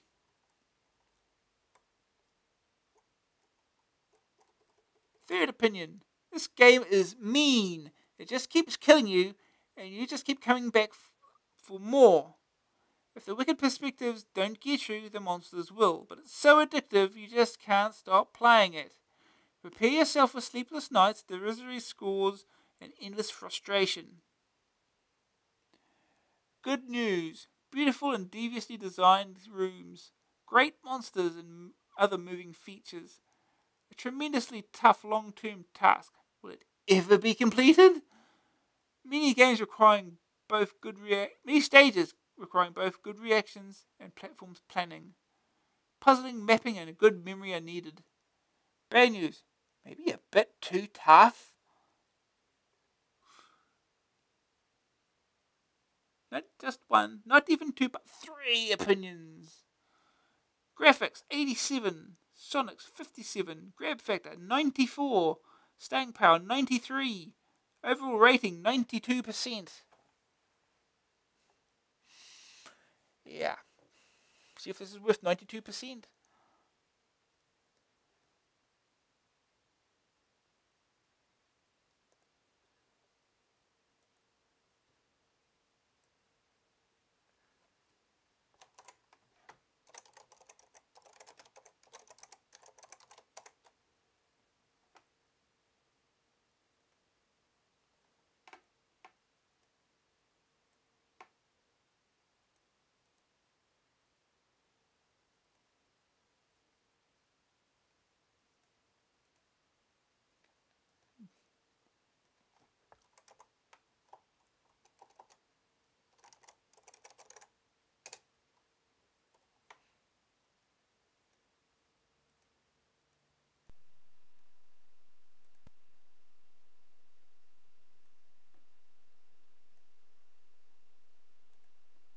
Alright.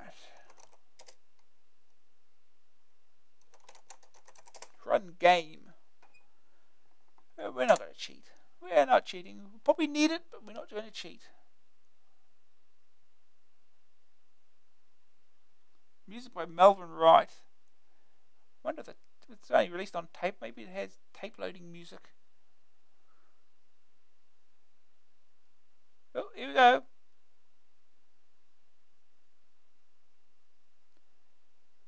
Yep. Should we start here? We can walk out. Oh no, we turn around. Got to turn around. Move forward.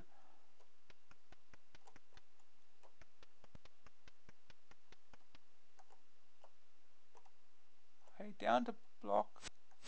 Down and fire the shield. Okay, down.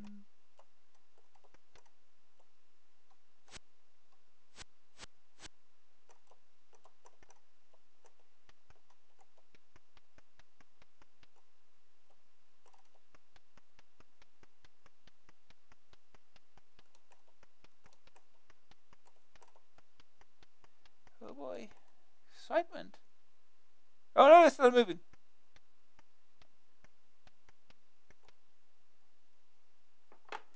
Okay. Well, these are freaky looking things.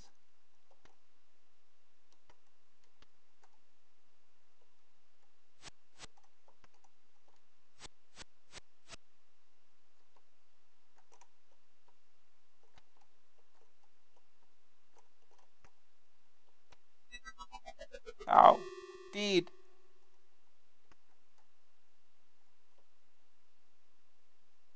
Oh, you only have limited time for shield. Huh.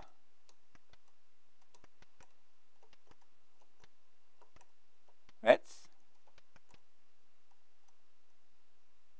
interesting.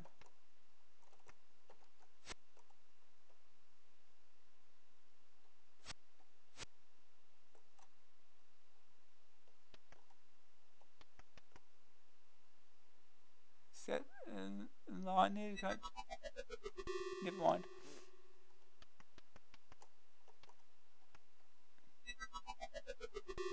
Okay, I guess those things kill you.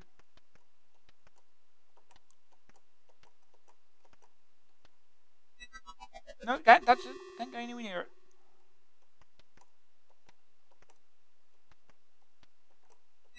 Oh, jeez.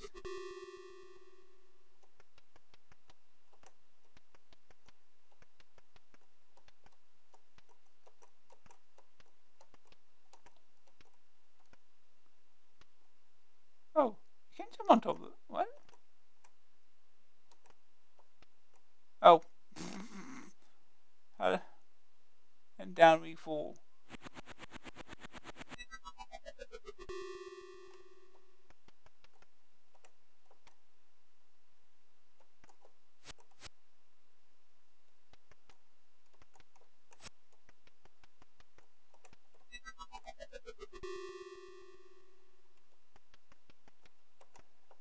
This is a game, alright.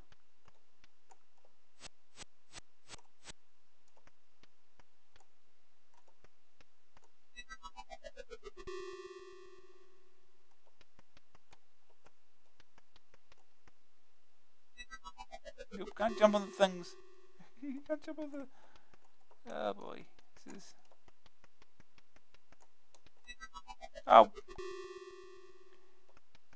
this would be a lot better with directional controls.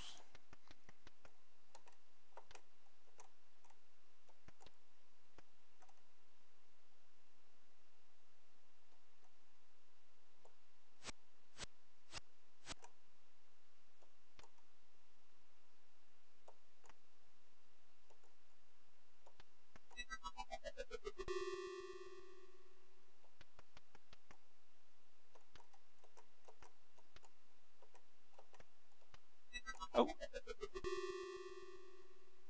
Transparent cube deadly.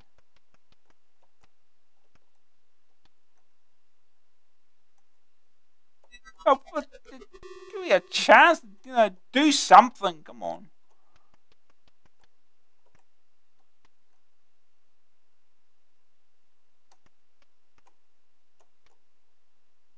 Well, gotta have little spinny things to.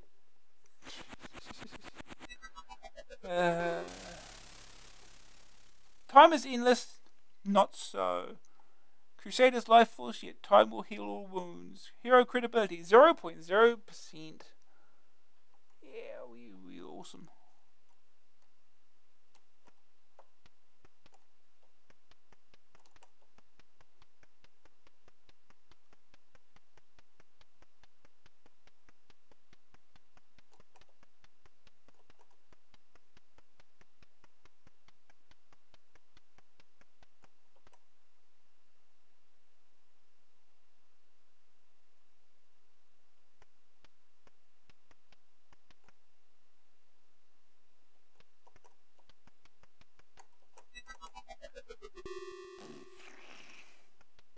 behind me.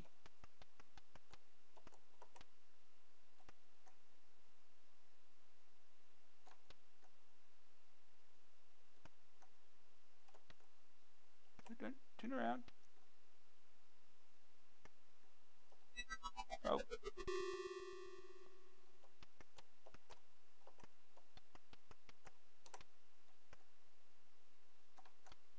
No, no, wrong direction.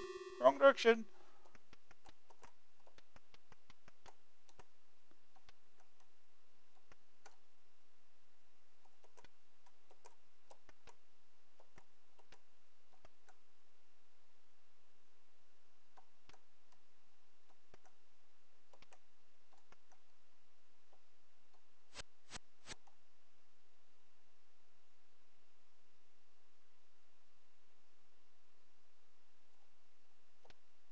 Don't jump!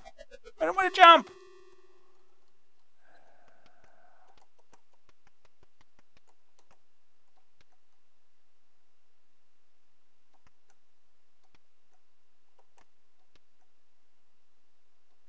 Don't jump, don't jump. What did I jump for?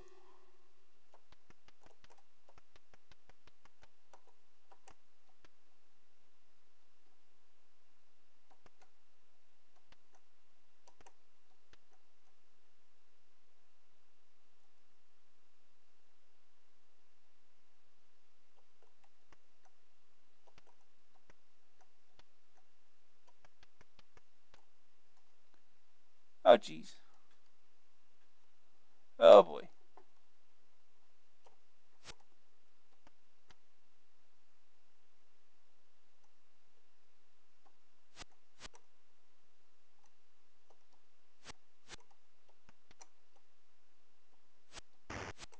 Okay, we killed a thing. Don't think that helps much.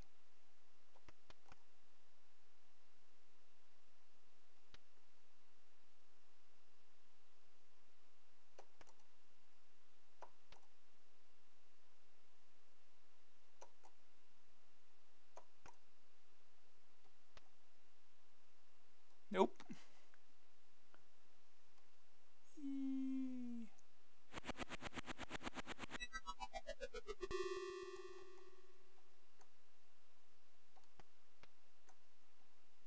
Well,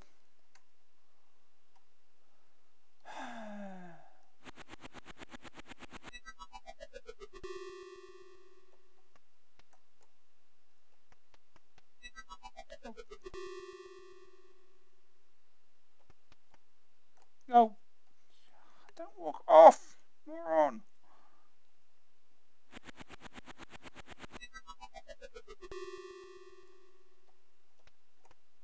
No, it's. Ugh.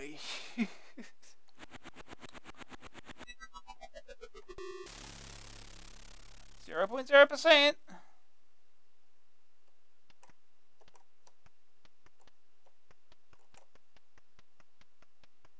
Okay, this way again.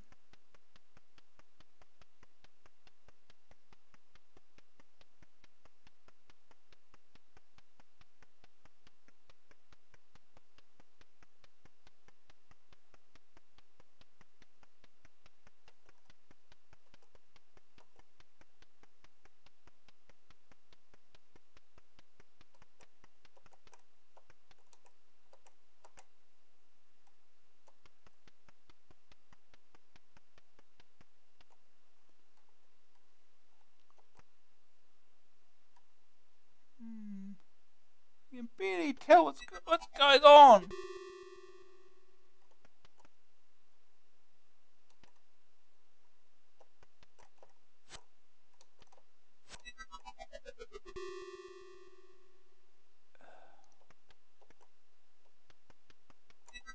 What?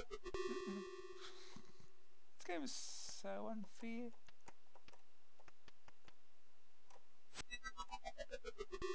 Ow.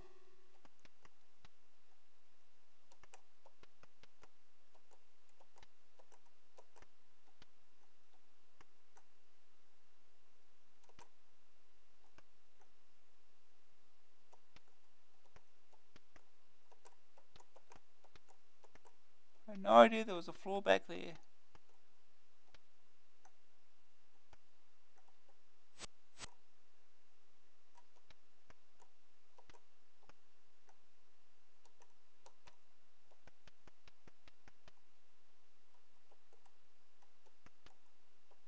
Oh. So unfair. It's been hard enough without enemies. You gotta stick balls of doom in there.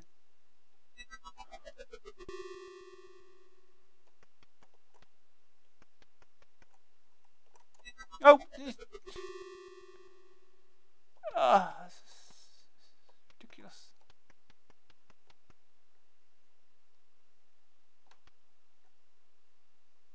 Oh, nope, can't jump that way.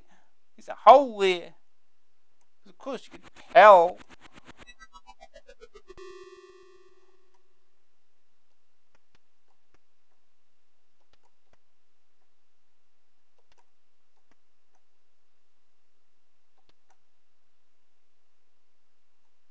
How do you get up there, though? This is...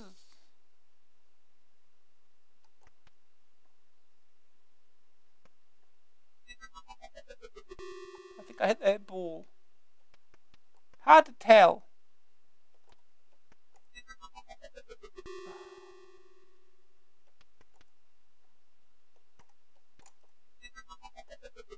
Oh, I had the shield out. It still killed me. Useless, stupid thing.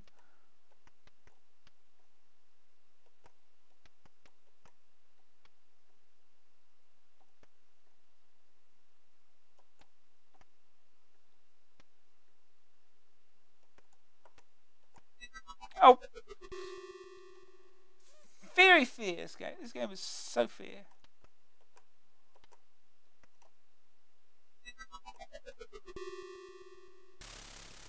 Well...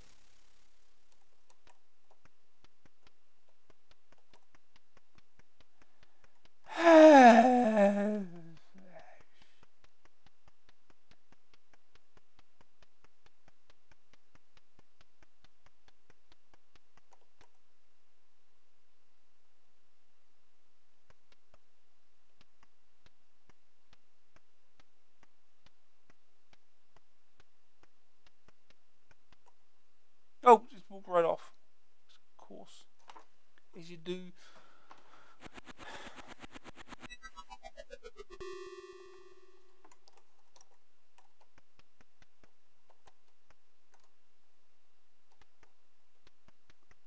Okay, we can head this way.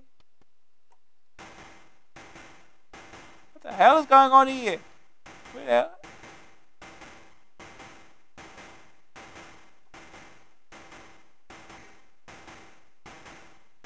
Okay. Oh.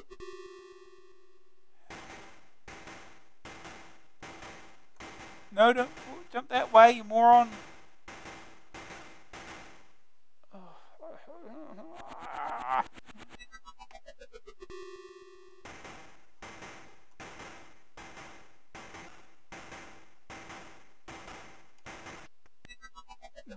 Balls.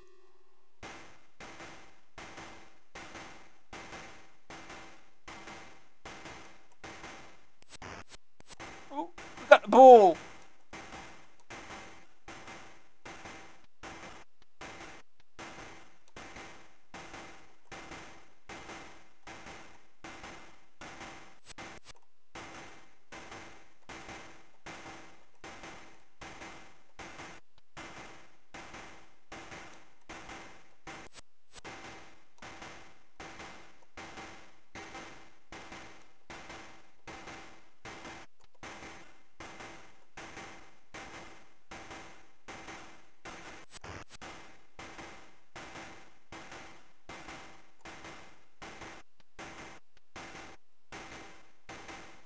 Now what?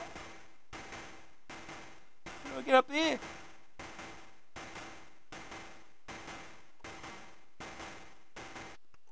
Oh, I think I see.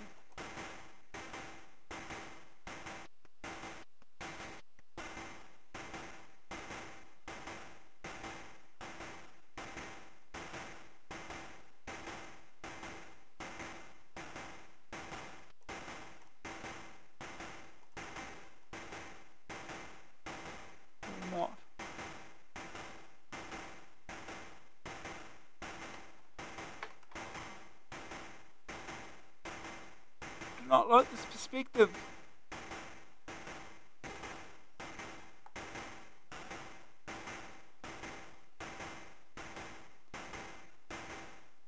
All sorts of weird nittiness. No, that's not in line with that, is it?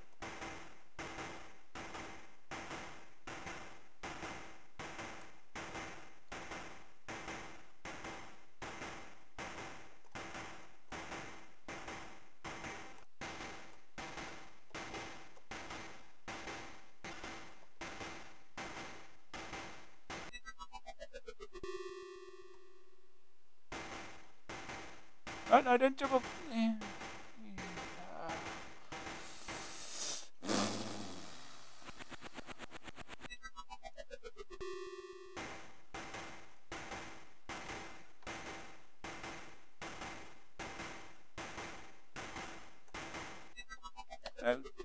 Jump! I do not like these controls, they're stupid.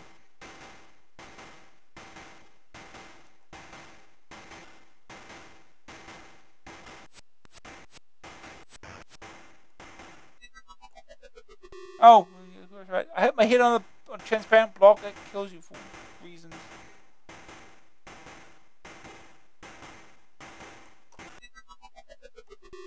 No time to swing a sword. Oh, what did I jump that way for?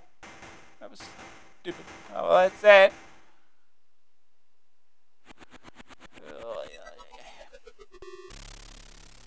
Has anyone scored any percentage in this game?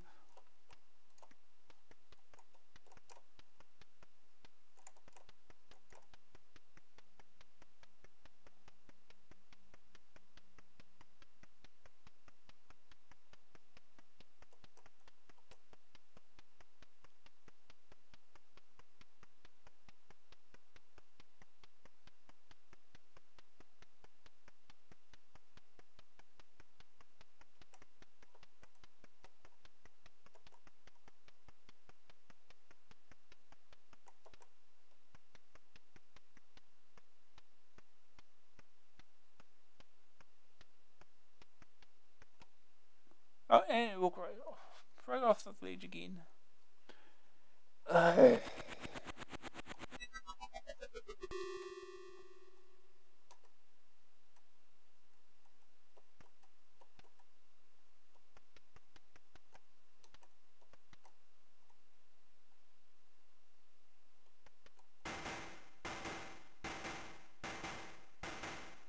do you get past those eyes?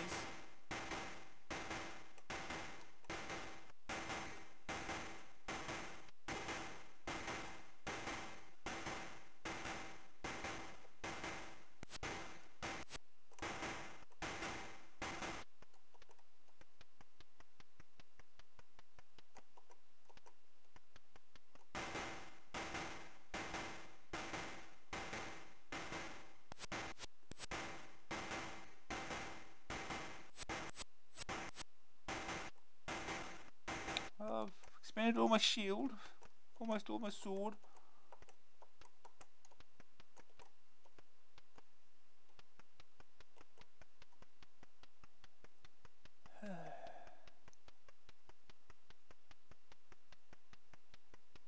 Must be an easy screen somewhere, mustn't there? Something easy.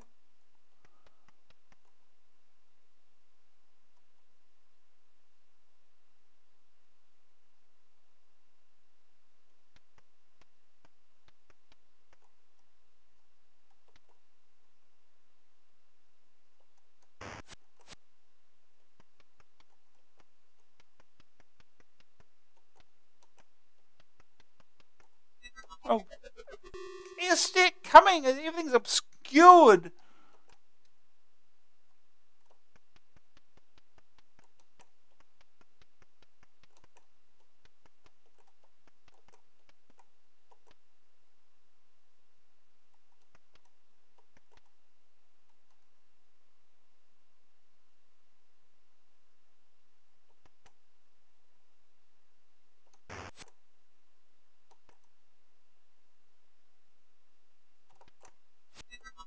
Facing the wrong way.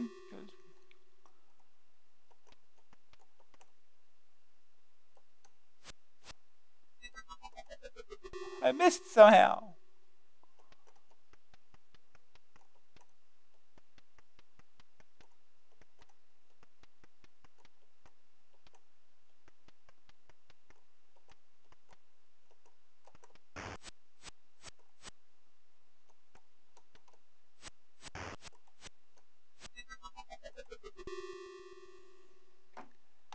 Hard to tell what kills you at times.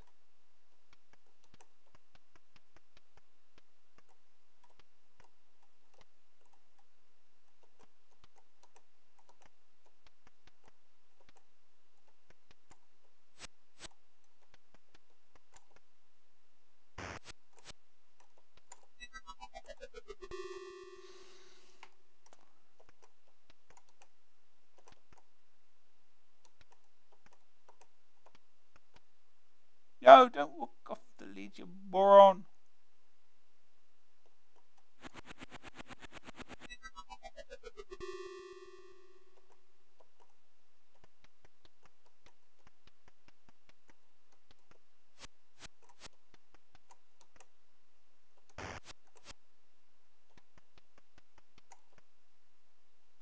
Don't jump! God damn it!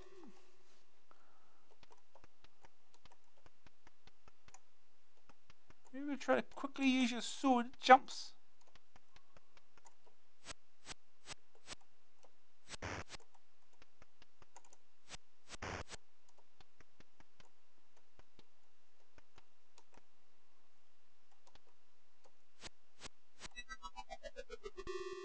Yeah, hard to tell anything what's happening.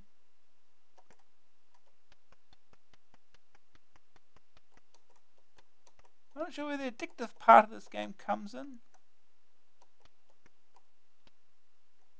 Oh, you can jump up 2 blocks fly.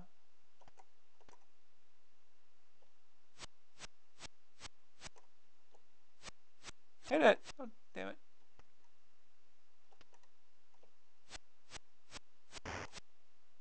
I'm out of sword. I cannot swing my sword anymore because he's too tired.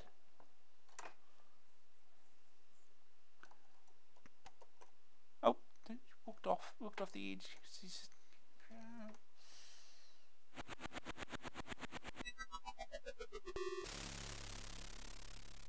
yeah, I don't think we're getting anywhere here.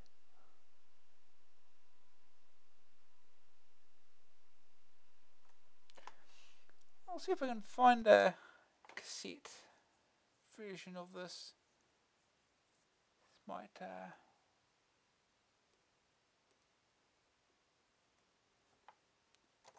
maybe I'll have loading music that we can listen to for a bit.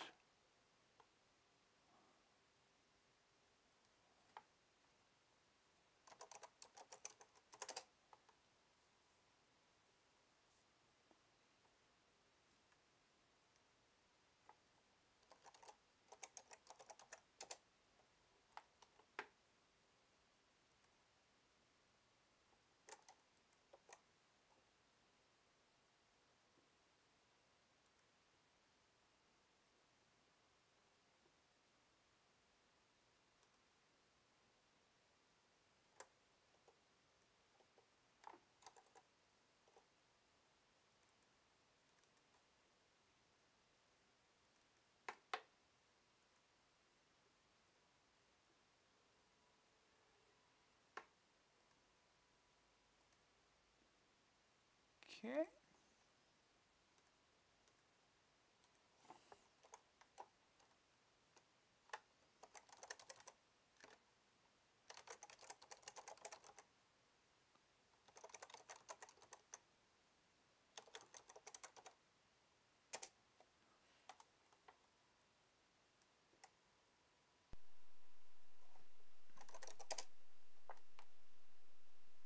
Oops, let's try bar tape.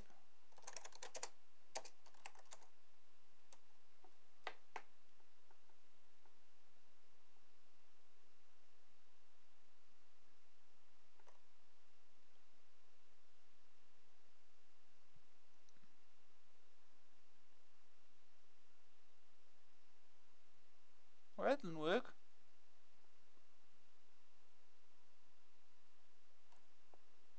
Interesting.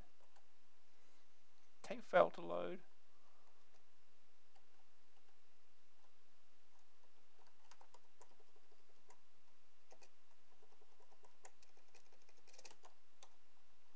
Try again.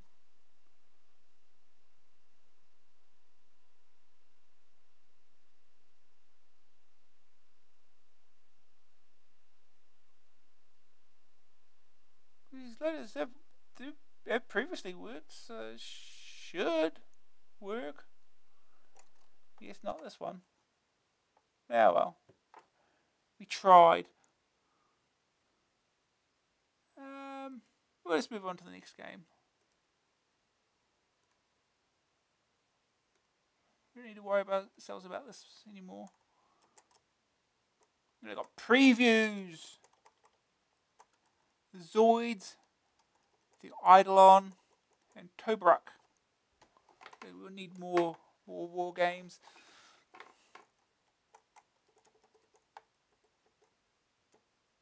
The Eidolon is a good game though, so look forward to playing that one eventually.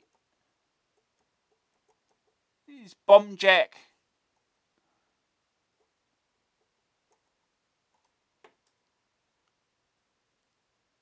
War games. No, normal titles though.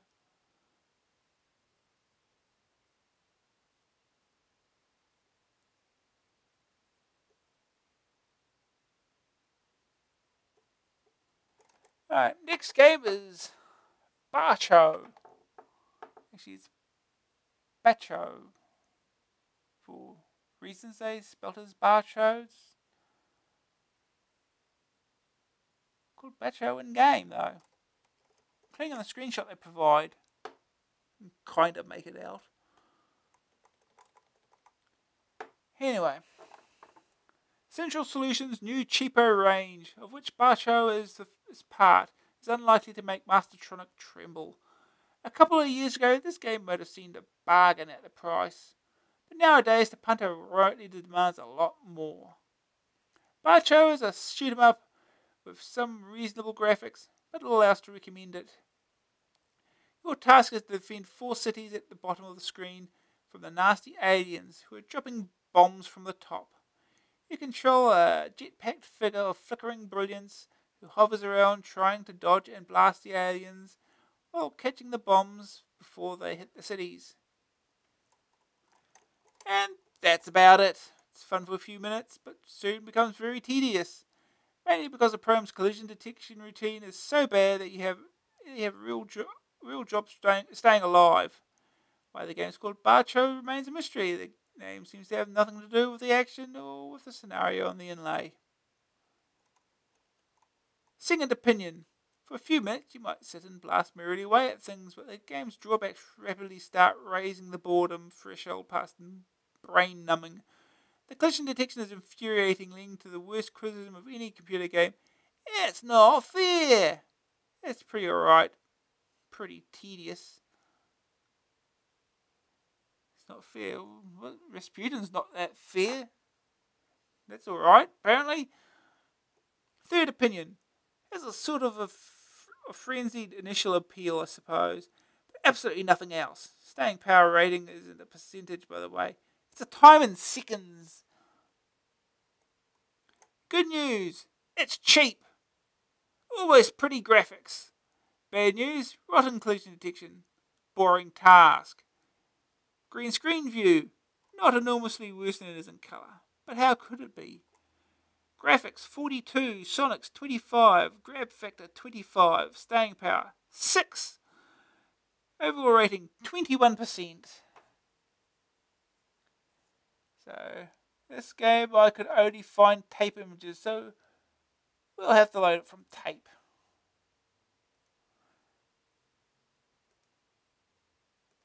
So let's just get that set up now. More funky tape loading.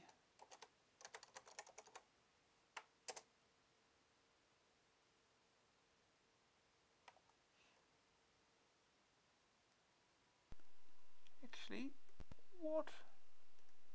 Oops, I haven't changed the thing yet.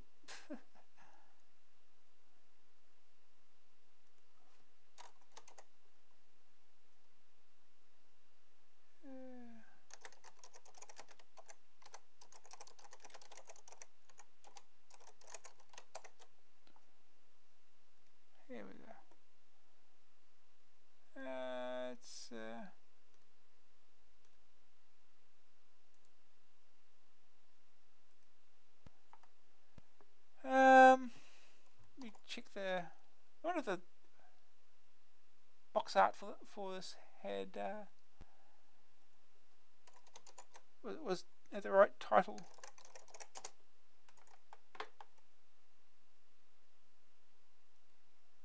This game is listed as such, or it was actually listed as both on CPC rules. The cover. Yeah, the cover says bar chow for reasons in 3 places. So yeah, confusing.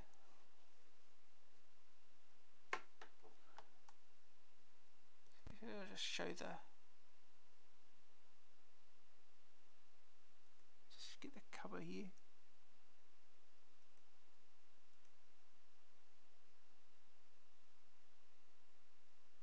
Where are we?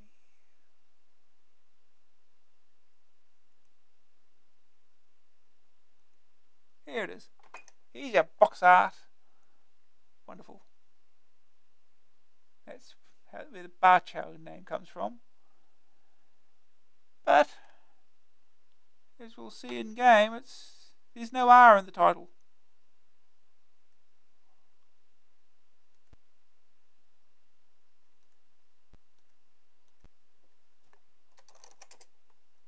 Oh, what am I doing?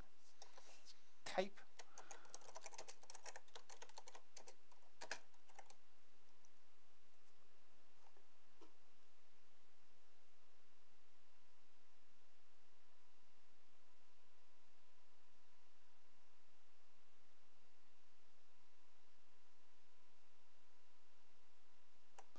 Start the tape helps. At least it's only 2 minutes. That might tell you something about the quality of the game. It doesn't take long to load. Oh, it's not even protected. It's just normal loading blocks. So it's not large. It's 8 blocks.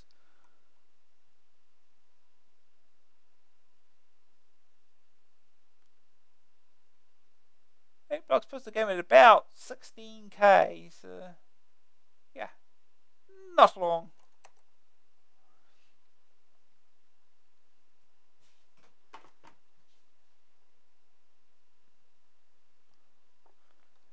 Joystick or keyboard? Ooh, joystick. Oh yeah, he's very flickery. Hey, shooting. Controls are responsive. Which is, I guess, something. I'm just sitting over here shooting things. This is oh, oxygen. There's your oxygen. It's your time limit, basically.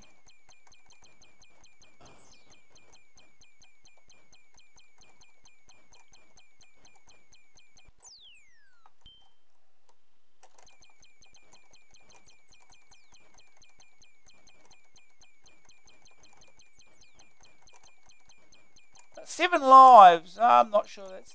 Oh, that's your hitbox.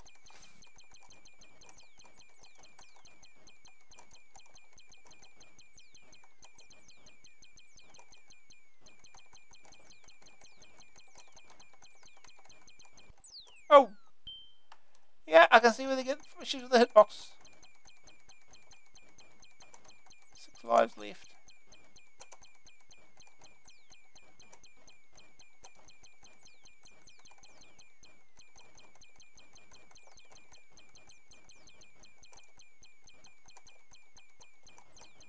Okay, gotta get the oxygen. Oh, jeez. Yeah, that's some hitbox. Oh, well, yes. Oh, jeez. What the speed? It's just speed up for no reason.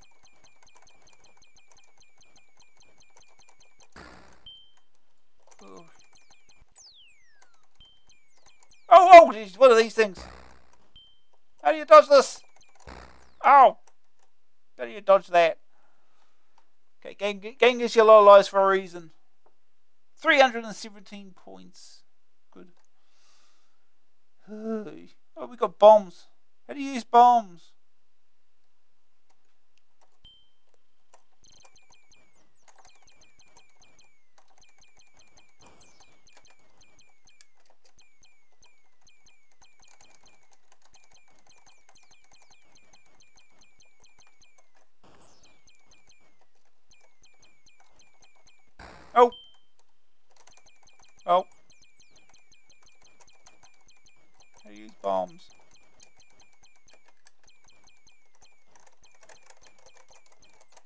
How do you use bombs? The oxygen.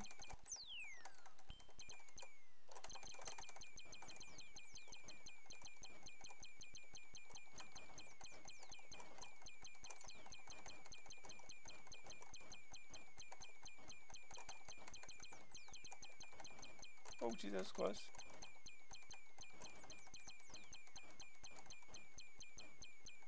Okay, my finger's getting sore now. Enough firing at this.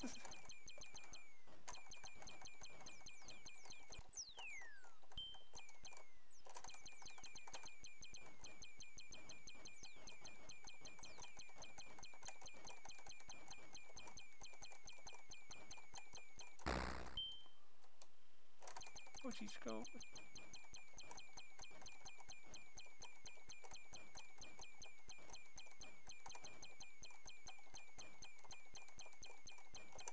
Oh.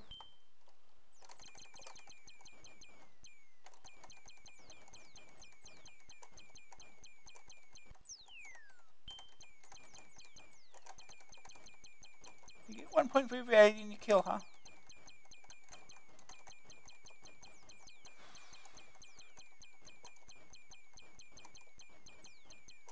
Exciting game.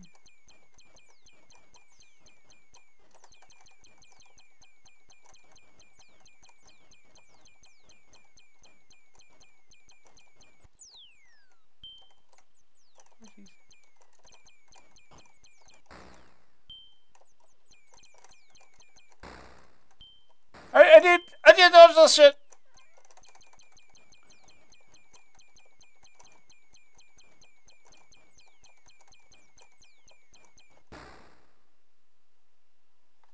$442 points. Yeah,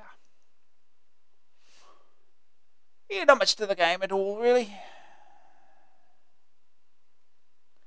Okay. We'll move on to the next. Not that it gets better, but thankfully I could not find a working, or not. I have an image of surprise, but I could not get it working. So we'll read the review. I mean, it couldn't be worse, could it? Well, yes, it could. Alright, surprise. This is a 100-room arcade adventure in which you have to find the room in which the banquet you have been invited to is being held. To do this, you must find the clues scattered about the playing area. Unfortunately, the game just does not come up to scratch. The figure you control is graphically primitive, and the rooms are peopled by objects from long-deceased computer games.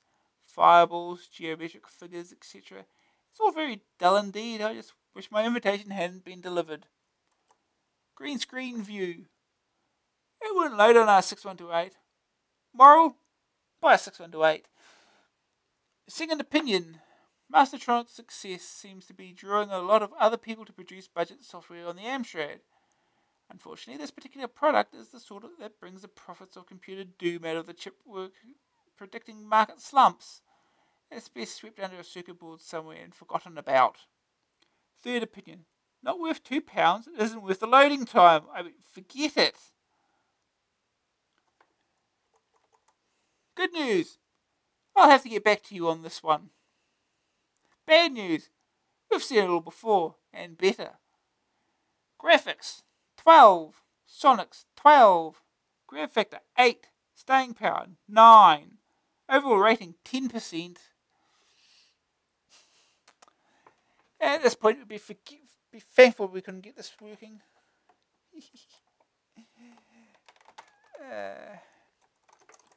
Get a toot cartoon now to start with. Most toots are bluted. And now, so are you. Damn, bloot. Okay, yeah. Okay, we'll just move on to the next game. If we can at least get working. Printerland. UK's lowest printer prices. Full printer support for the Amstrad. Beware the empty shelf. Good news. Your Amstrad Action circulation is rising. Bad news, your local newsagent might sell out before you can pick up a copy. Avoid this possibility. Hand him a completed copy of this form. Or subscribe. Don't miss the action. Get some discs. £35 for 10 discs. £60 for Amstrad one. Oh, those are double density ones. They use those in your PCW. Much larger. Well, it says 1 megabyte. I think they're 800k, but still.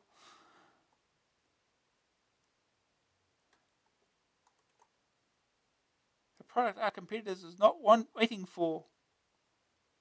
A true multi-standard international modem.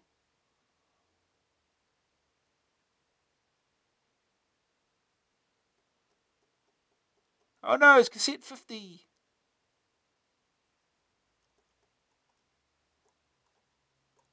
Oh boy, it's Blockbusters. Yay.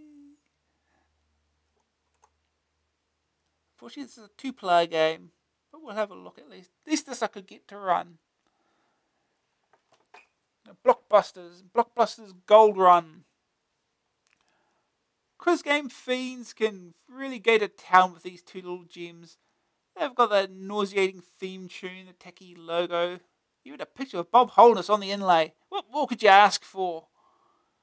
Blockbusters, in case you didn't know, is a quiz show produced by Central and broadcast throughout the ITV regions. It's a combination general knowledge and board game. The object being to form a line of lettered hexagons from one side of the board to the other, or from top to bottom. The quiz aspect comes in actually getting each hexagon. To do this, you must answer a question correctly. The question takes the form of a clue, the answer to which has the letter of the hexagon as its first letter. All questions are open to both players. The first player to press his key is the first chance to answer. The questions are printed up quite slowly and can be interrupted by either player pressing his key. However, interruption stops Arnold from printing out the remainder of the question, so you'll have to answer on the basis of what you already have. If you answer correctly, you'll get the hexagon, plus the choice of the next hexagon to be played. For if not, the whole question is passed over to your opponent. That, as far as Blockbusters, the computer game, is concerned, is pretty much it. A TV show groups these 2-player games in threes and has a single-player extra round for the winner of the group. This extra round is, of course, the Gold Run. Here you must form a line of hexagons again, but this time your opponent is the clock. Also, if you're really interested, the questions take a slightly different form. This is meant, I think, to be good family entertainment. If so, it's a pretty strong example of why computer-friendly entertainment doesn't work. These games are dull and limited. The harder skill settings only serve to test typing speed. There's just no way to vary the game at all. The questioning mechanism is less than wonderful. It can spot minor misspellings and give you a second chance, but it won't accept plural if you're expecting a singular. As for overall programming, that's not too hot either. Gold Run in particular is prone to crashing in normal use. Quiz games on cassette are in general a waste of effort. These 2 certainly are. It's not just that the questions are few in number and take a long time to load. To make matters worse, if you need an extra program at $5.95, if you please, to write some of your own. I suppose it'll sell to hardened blockbuster fanatics, but for me it lacks the one essential of a TV program: the way you can turn over and watch Charles in Charge instead. Now there's a game idea.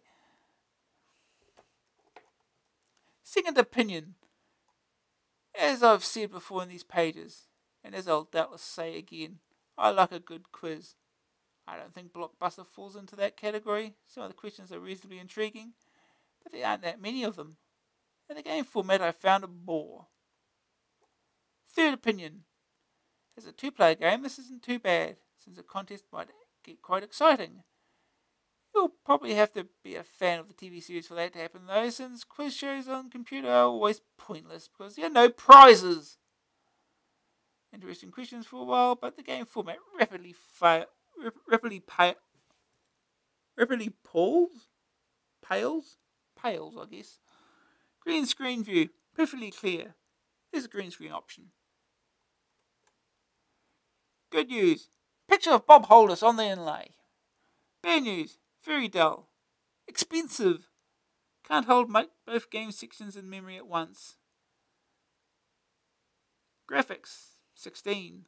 Sonics, 18. Grab factor, 21. Staying power, 11. Overall rating, 14%. At least better than surprise. We'll have a look. It's 2 players only, but we'll have a look.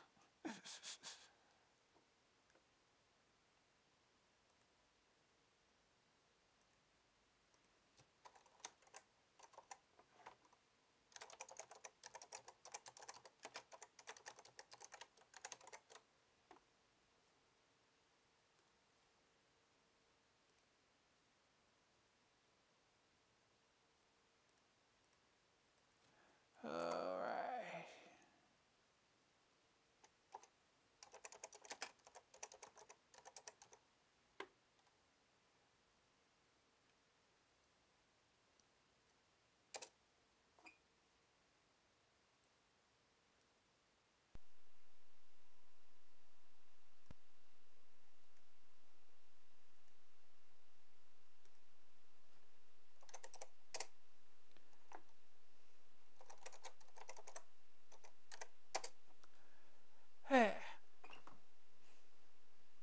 Loading Blockbusters. Hey, here's a colour monitor. Yes.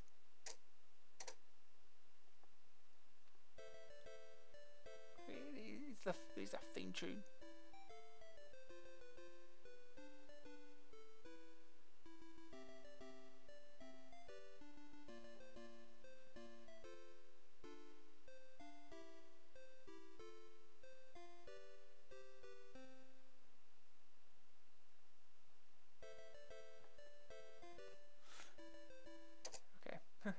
Load new set of questions. No. Loading file. Just got to load them anyway.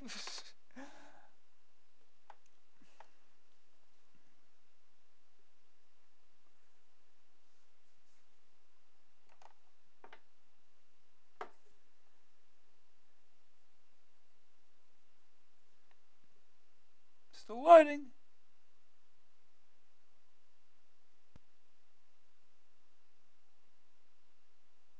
Still loading. Here we go. Do you require sound? We might as well have sound. That's a U. Player 1, your key is A. Player 2, your key is right brace. Good. How many games per set? We'll do 3. Skill, easy to hard. We'll stick with easy. Give us enough time to answer. I don't think it makes the questions harder. Okay. You're ready to play. There's the music again. Get set. Round 1, get ready.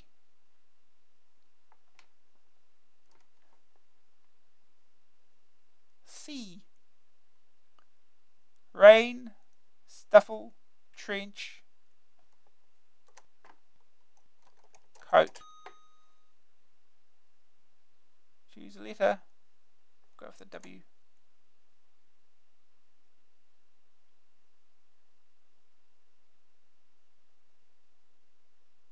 Sir Christopher, the designer of St. Paul's Cathedral. I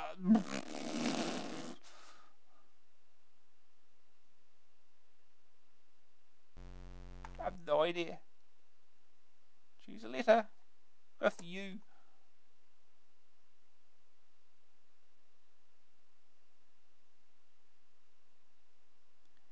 This is used to keep off the rain. Umbrella. Choose a letter. T.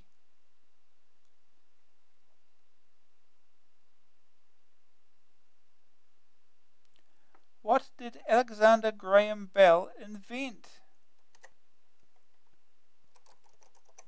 Telephone. Oh no, it's got to go flashing now, huh? Do the F. No, we'll do the Y for interesting. We'll get something interesting.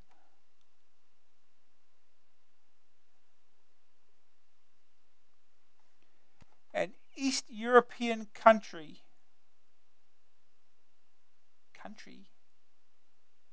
Why? Can't think of any countries that start with Y offhand for some reason. Choose a letter. Do Y again. It's not going to give it the same question, is it now? Right.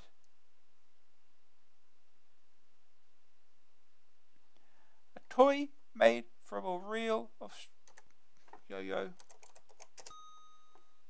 Yay! Sort of easy when you're only playing one player. Here goes the music again. Round 2.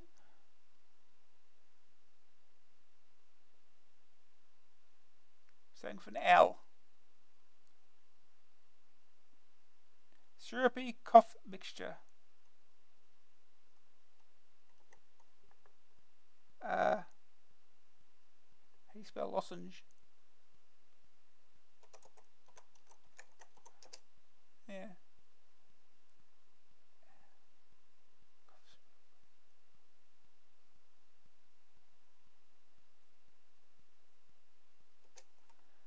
No. Choose a letter.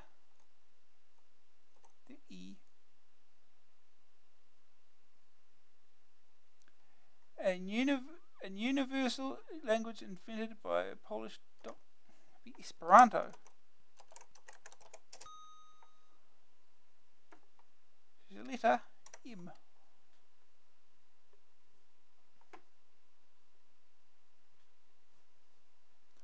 A blend of oils and fat which is a substitute for butter.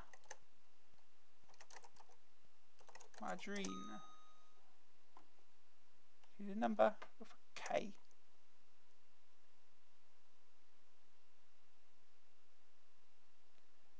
The Sacred Book of Islam. That's the Quran. How do you spell it?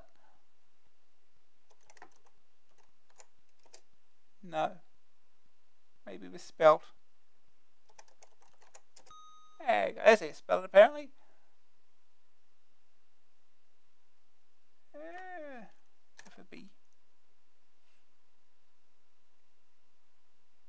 The usual source of power in a torch. Battery.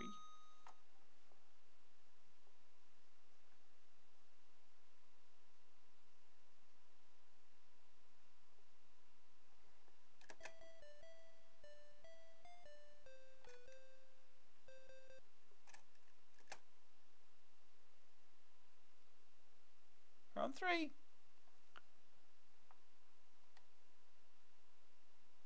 Aesop wrote many of these fables. Let's go with the Z. What could start with Z? Or Z. That's that right, Z. Intense enthusiasm. Oh.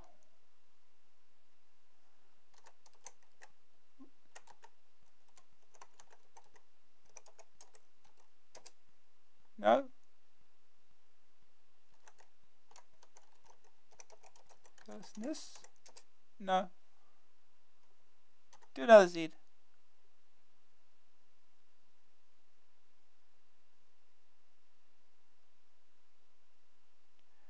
The point immediately above the observer's head.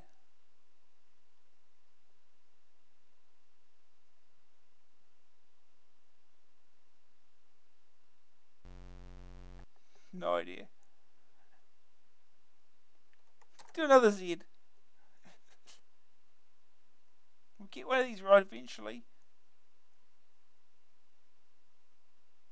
The 6th letter of the Greek alphabet could be Zeta.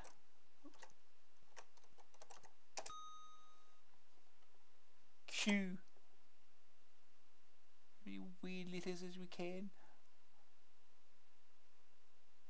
Slang name for a pound sterling. Be a quid. I'm going to be boring. I'm going to be lazy.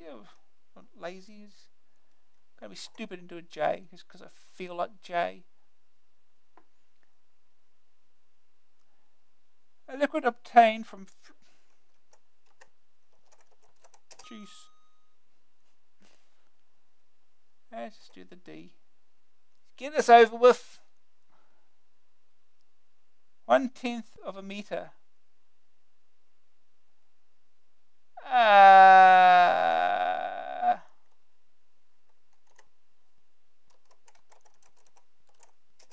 No. Maybe misspelled. Oh, of course. American spelling.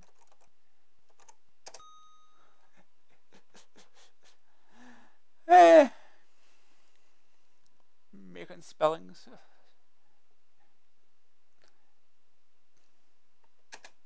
That's the game. Would you wish to play another game? No. Just resets. Okay. That's that game.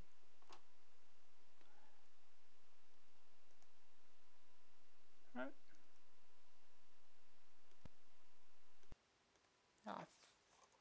No, alright, we've got more games. We've got Big League Soccer 2. It's pretty much the same as Big League Soccer. I don't even know if we really need to play this or not. Do have it though.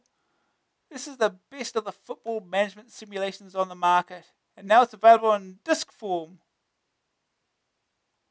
It has been given several enhancements to make it even better. Actually, you've probably already played it. It's pretty much the same.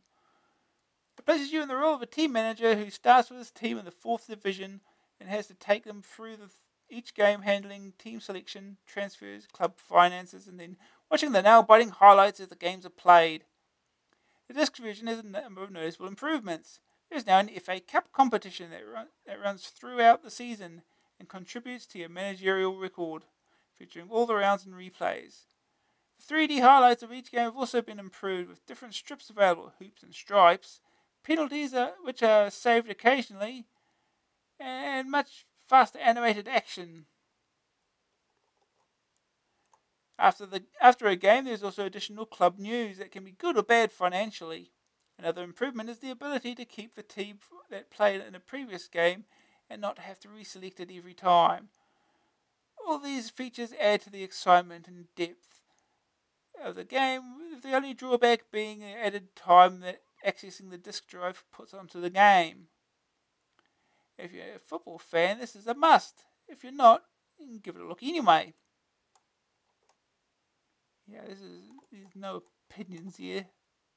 This game's already been reviewed pretty much. Good news, long seasons of 42 games. FA Cup competition. Good, fast-moving 3D highlights. Okay, best football management simulation on the market. Penalties have been introduced to add to match tension. Bad news, accessing the disk drive means having some pauses between sections. Football management may not appeal to all. No kidding.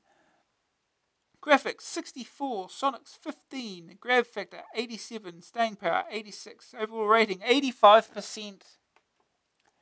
So yeah, we'll skip Big League Soccer 2. So we've largely already played that. Same goes for Strange Loop Plus. We'll read that next because it's just Strange Loop.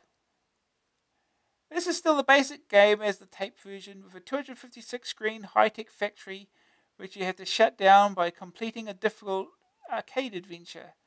The factory is full of machinery and dangers that have to be avoided while trying to solve puzzles that will allow you into the control room.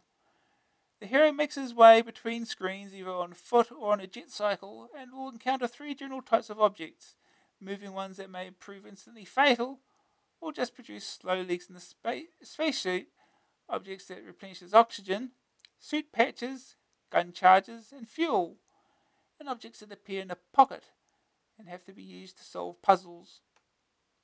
The puzzles will take some little while to work out, but there is no lack of things to do or see while you're struggling with them. The disc version differs in only one respect to the cassette, and that is that there's an extra section added on. We won't tell you where or what it is. That will spoil the surprise. But you'll need to find it to complete the game, and it'll be a real thrill when you do. Helpful. Good news! 250 great graphic rooms. Lots of tough puzzles to solve. Good mixture of arcade and adventure. Fun new section to surprise you. Will keep you hooked and guessing for ages. Bad news, some unlovely colour clash. Pause when flipping between screens. Graphics 91, Sonic's 44, grab factor 88, staying power 95, overall rating 92%. It's as good as Rasputin, if that's some sort of recommendation. The other review we've got here in the middle is for Working Backwards, just a compilation. 3 of the games we've played before: Dark Star, Tank Busters, and On the Run. But the Halls of the Things is also on the compilation, and it has previously not been released. So we'll actually have a look at that one. This compilation features Dark Star, Tank Busters, On the Run, and the previously unreleased Halls of the Things. The 4 games together represent fantastic value, and anybody in search of fast, addictive action should look no further. Dark Star is a space shoot 'em up where you have to liberate planets from the oppressing forces. It features stunning graphics both in space and on the planet's surface, with enemy ships and towers to blast, force fields and hyperspace tunnels to fly through. Fast action with a tough long-term task. Rave rating in issue 1. Tank Busters is another fast-moving shoot 'em up based on the arcade game Battlezone. You trundle around the planet's surface in your tank, searching for enemy tanks to blast into pieces. Brilliant Victor graphics, and a nice option where you can take a missile's eye view of things. Rave ratings in issue 1. On the Run is a beautiful exploration game featuring some wonderful scenery and characters. There are lots of large, colourful creatures that can be shot by the jetpacked hero as he flies around the maze of screens. He's searching for 6 chemical flasks, and although it's not much of a mental challenge, it's great to look at and provides some testing reflex action. 79% rating in issue 2. Halls of the Things is previously unreleased on the Amstrad, but has only been thrown in as a bonus. It's a very tough and fast-moving game that falls down a bit on the graphics, but as part of the compilation, it makes a nice sweetener. There's lots of exploring to do around a large maze, with plenty of objects to pick up and use and things to kill. Oh wow, it's 11 o'clock, huh? Oof. Graphics, Sonics are not applicable. Grab factor 95, staying power 93, overall rating 93% for the compilation. It is. Good news, 2 Rave games plus 2 others on 1 disc. A real bargain at this price. Some very entertaining options and instructions. Halls of the Things is previously unreleased, some of the fastest addictive action around. Bad news, may not all be to your tastes. Here's a screenshot of Halls of the Things. Can't really make much out. Alright, I think this is the last game of the year. This is, I think, the last game of the issue. Yeah, goes into the Pilgrim next. Yeah.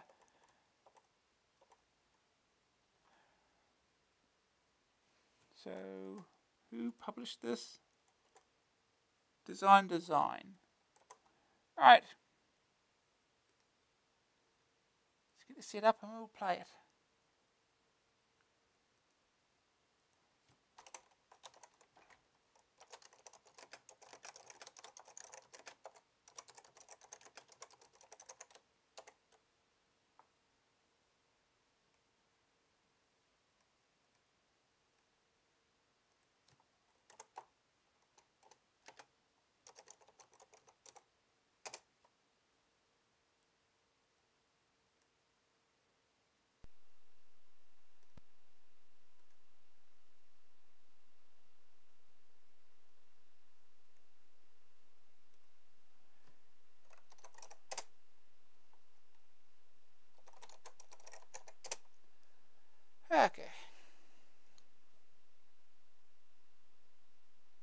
And you know we're not going to cheat.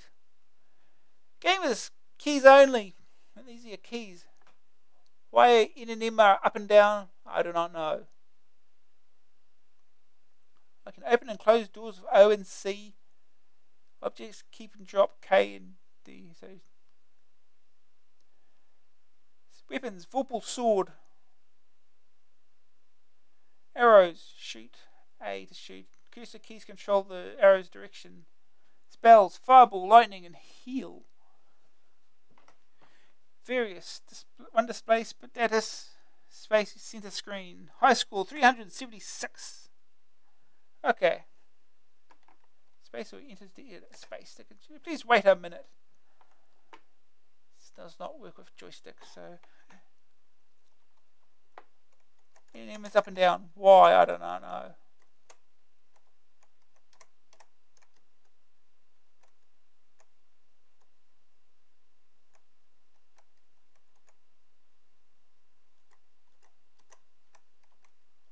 Jeez.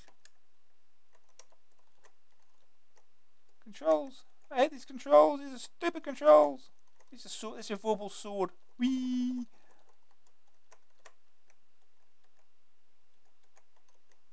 You've been killed. You collected no rings. You've killed no monsters. You scored no points. Man, these controls are awful.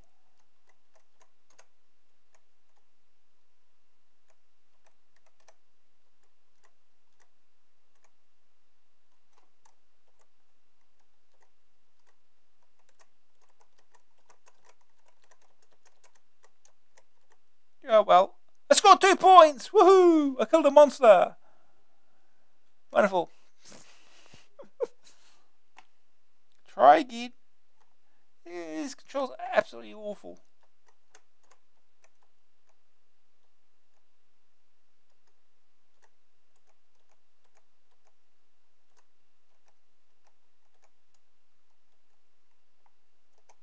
Oh jeez.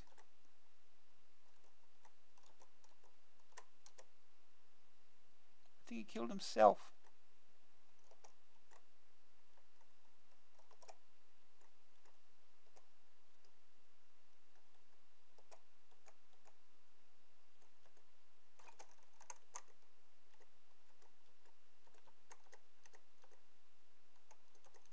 Oh, I'm dead.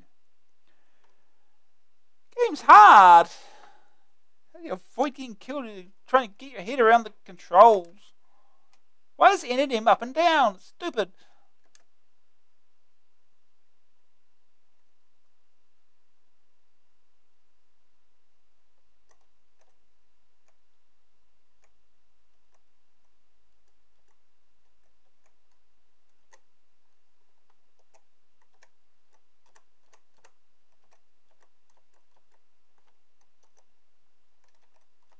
Jeez. Before you can react to anything, you just get killed. Stupid.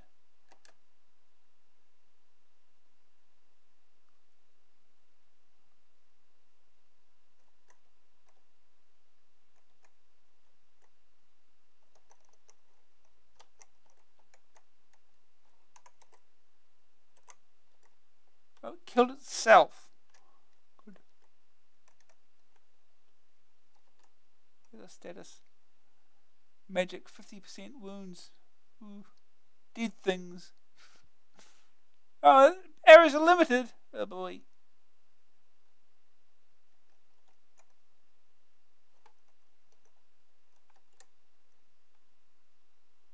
Rings found. Can I heal?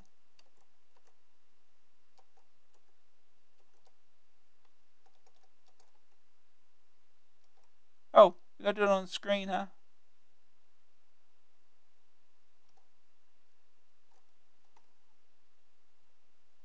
Wonderful.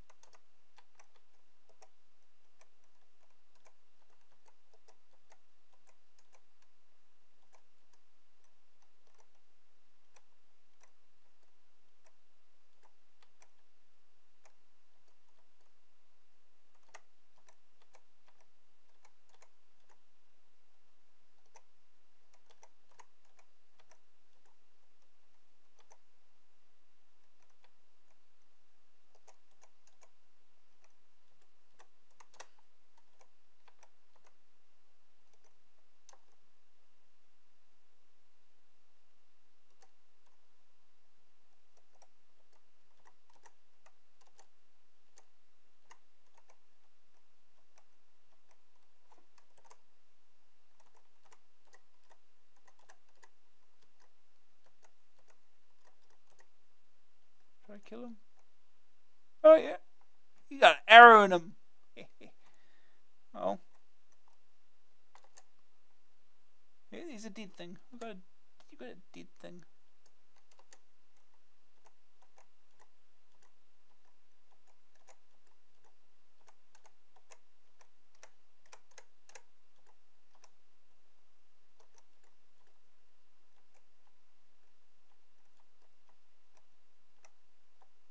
That's why he came in.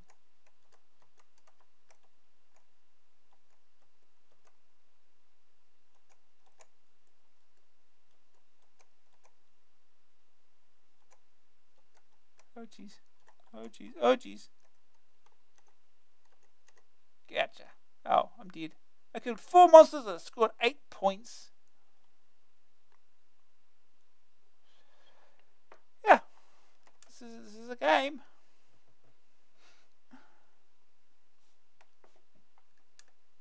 Try again. One will go.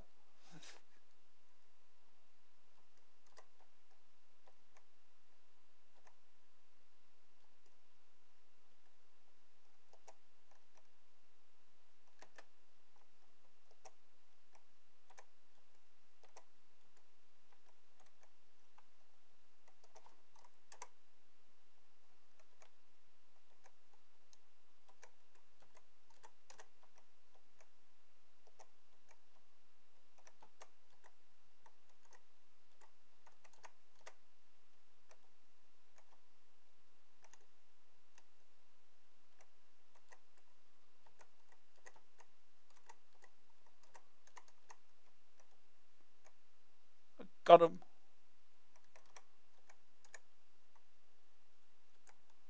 He's dead.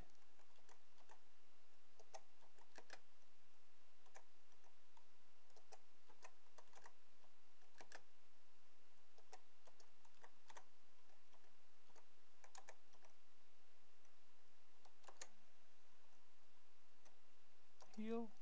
Heal.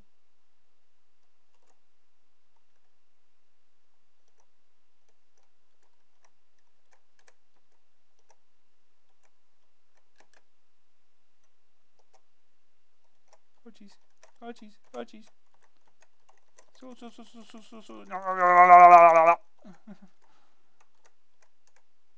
Okay, up, and we did. The controls are absolutely stupid. I suppose at least it tells you what the controls are on this title screen, but why is it this convoluted? Anyway. Well, they're there for tonight, I think. It's enough. Oh, actually, this is the last. I should read through the rest of the magazine, shouldn't I, first? We'll do that. That's the last of the games, though, so...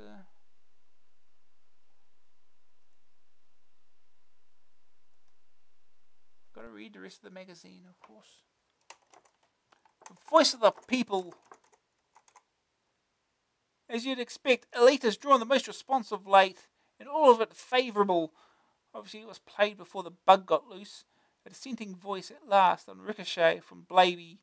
We thought it was rotten. David Baxter of Carluke in Scotland was impressed. Remember to keep the styles something like our second and third opinions, snappy and to the point. Please send your comments on a postcard or the back of an envelope to Voice of the People, Amstrad Action, the old blah blah blah blah.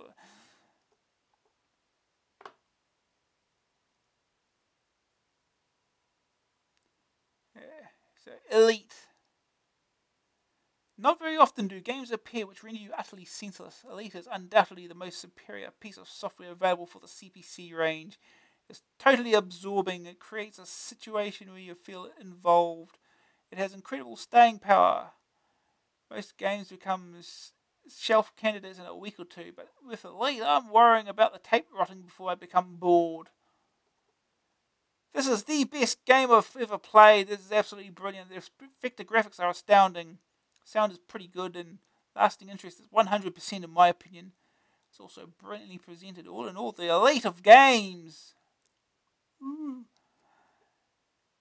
Now, I know why they call this the most original game ever produced. The graphics are magnificent. I would love to know how they do the hidden line vectors. The trading bits are great as well. This is the first piece of game software that lives up to its hype.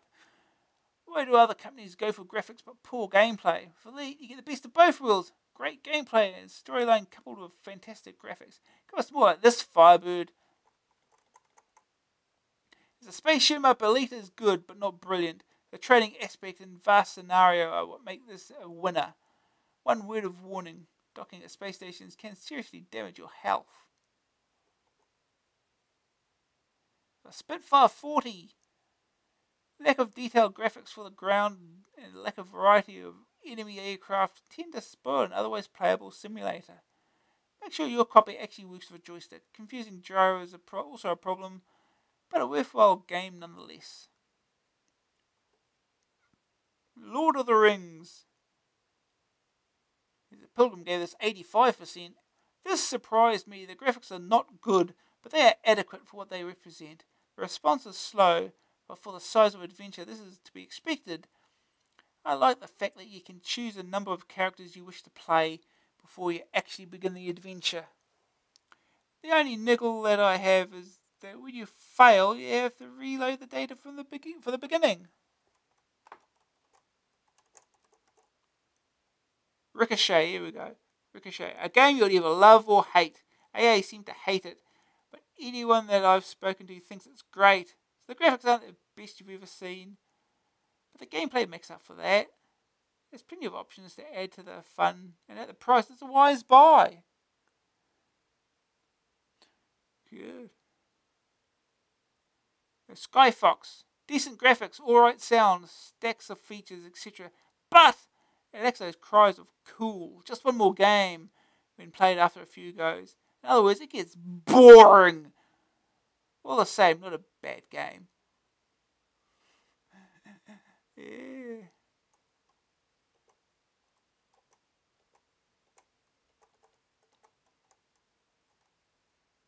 A couple of nearly completed games look so good this month that we thought we should whet your appetites. We've got more previews. Meltdown, it's 192 screens.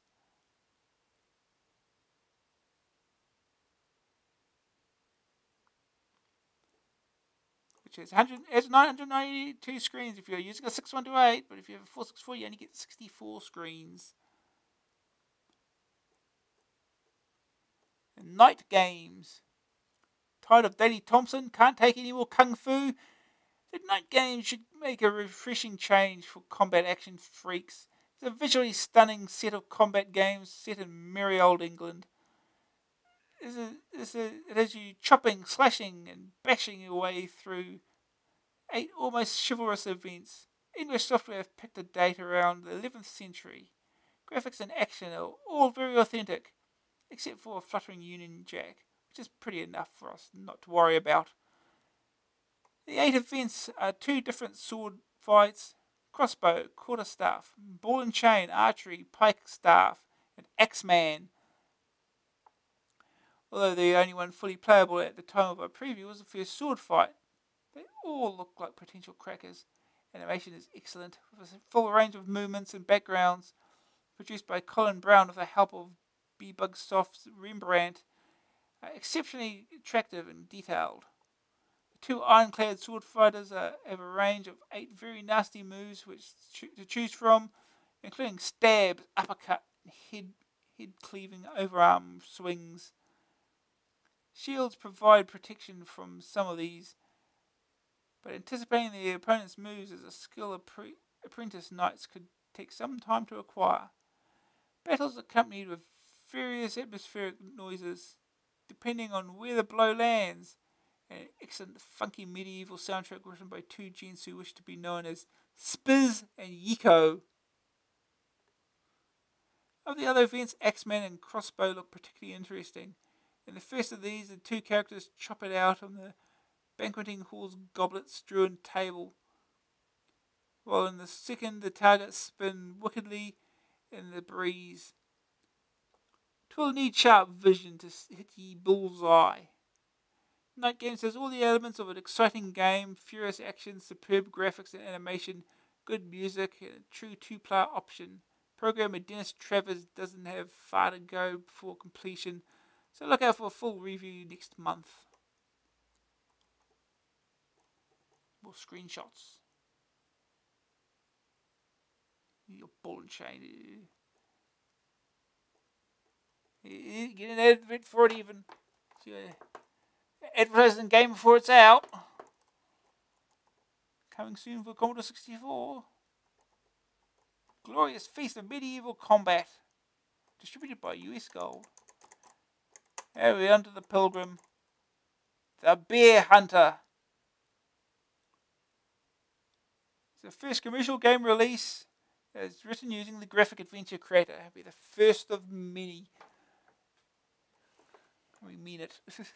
First of many. Good drawing though. The Bear Hunter.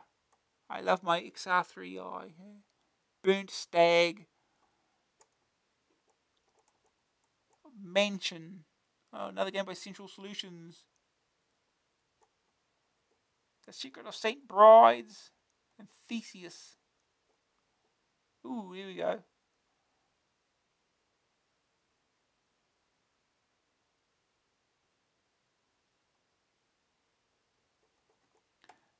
Rating. The Bear Hunter, 62%. The Secret of St. Brides, 62%. Mansion, 41%. No review for Theseus, though, huh? No, it's not finished. Guess it will come soon. A preview of old scores.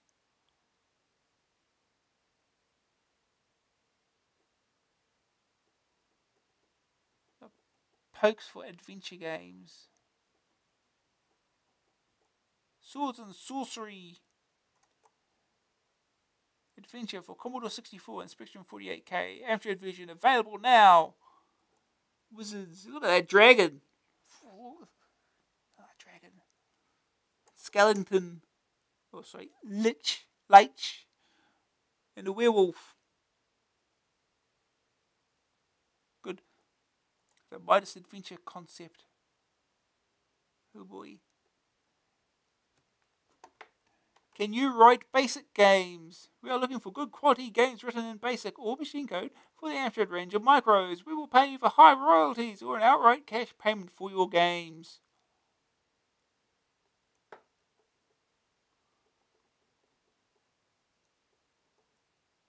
The Pilgrim's Post. Yeah.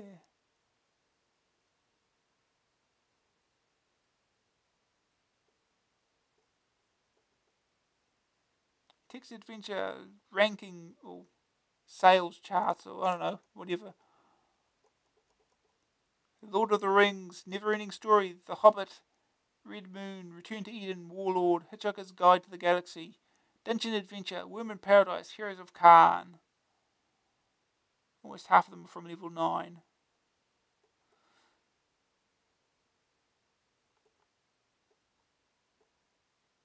Laser Genius. Editor, assembler, monitor, and an analyzer that represents a new approach to machine code development. Ocean. GraphPad 2.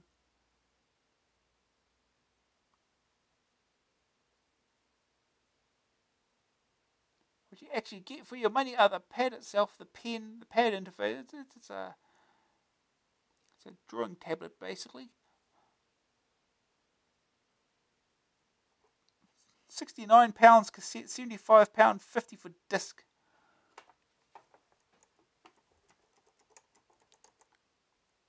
Not as flexible as the mouse. Cursor response is sluggish. Tracing isn't easy. Pretty expensive.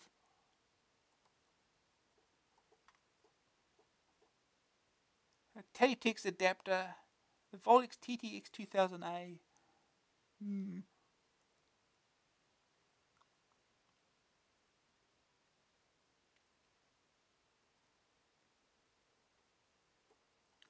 And they got the Colic Speed King. The little joystick that I have somewhere. Can't get really rapid fire. The one I have has actually got an auto fire switch, which doesn't work on the Amstrad, but that's the same for all of them. Oh yeah, they are left and right-handed models. It's good to know.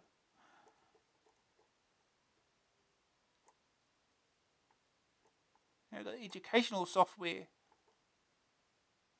Tiny tots. Yeah. Got ratings for them even.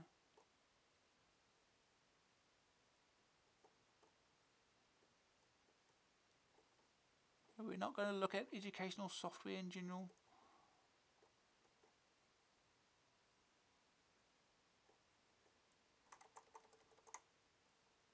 Not a lot of choice here. Perhaps this reflects the difficulties in providing on one program for students from 11, 12 up to 15 to 16. The older one,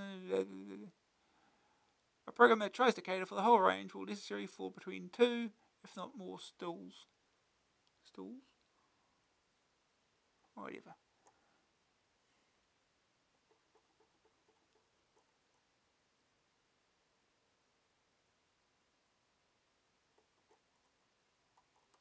So it's unlikely that any of the currently available educational software will go so far as to transform lives.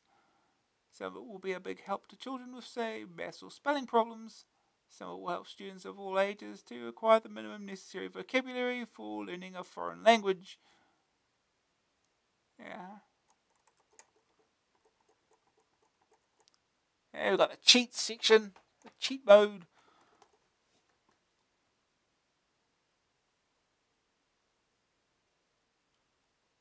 Tips for cauldron.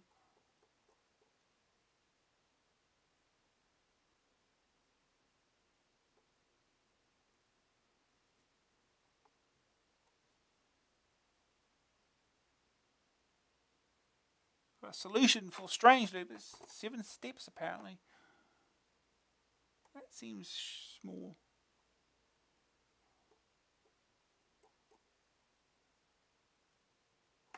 Well, we've got a cheat for 3D Grand Prix.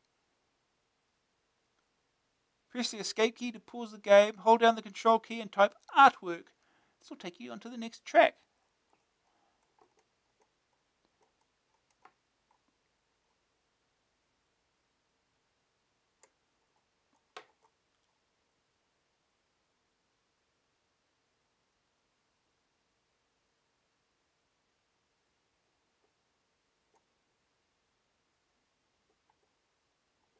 The codes for one man and his droid.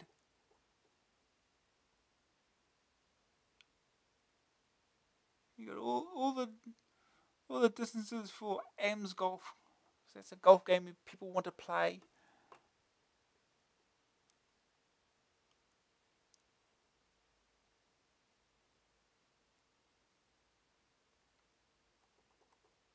More for 3D Grand Prix.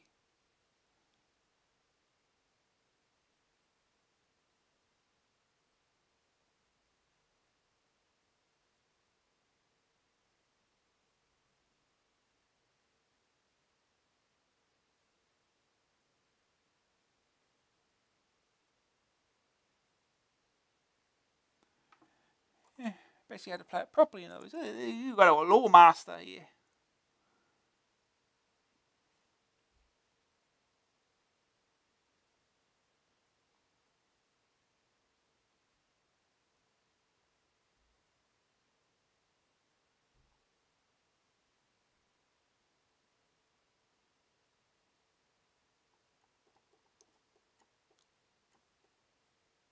Oh, these adverts for battle plans, there they are, they're angry.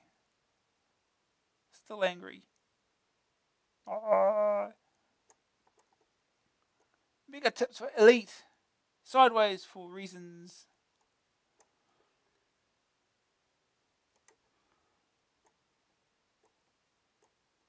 Everything sideways. Spin Dizzy, your 3D game of skill.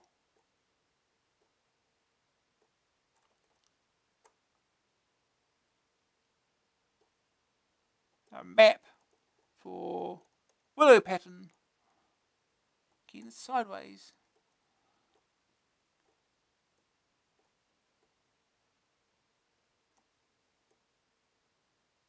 Mini Office 2. Code Breaker, a brain stretching type in of logic and luck. So it's basically Mastermind. Yeah, good. Here it is. Type all that in. Yeah. Get a game.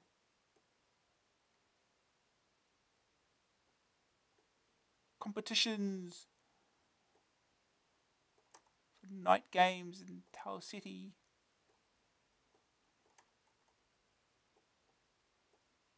The advertisement for working backwards.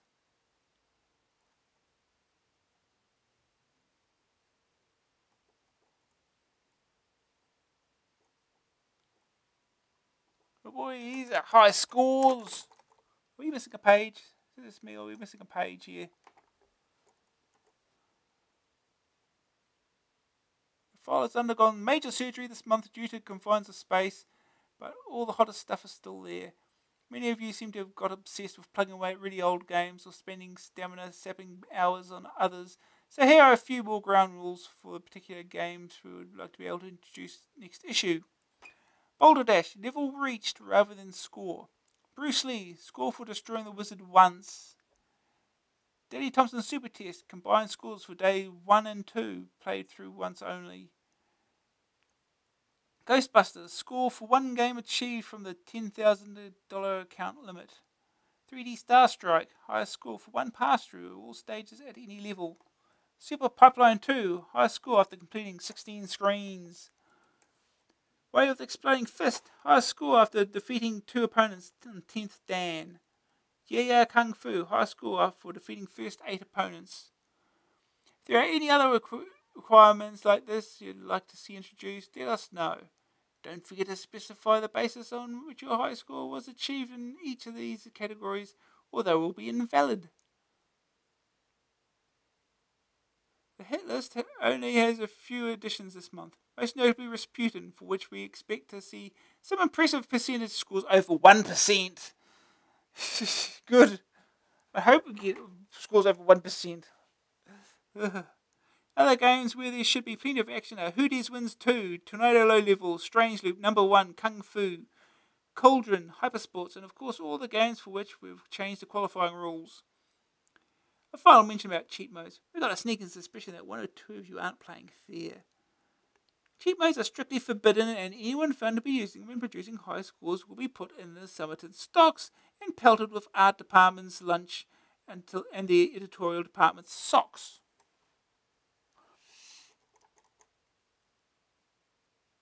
Airwolf 1703. Okay.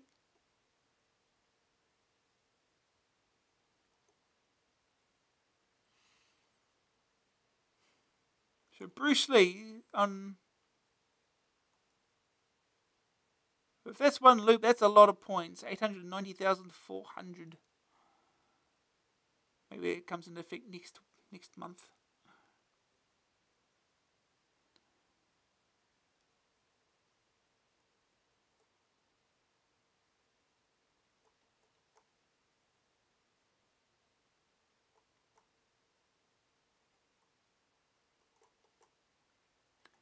Gauntlet, 201,500. Of course, that's the Defender clone. Ghouls. People are actually able to play ghouls somehow.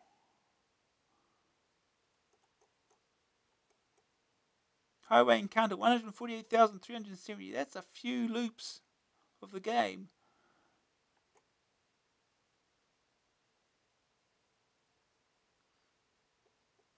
Punchy, 1,132,320. Someone's good at the game.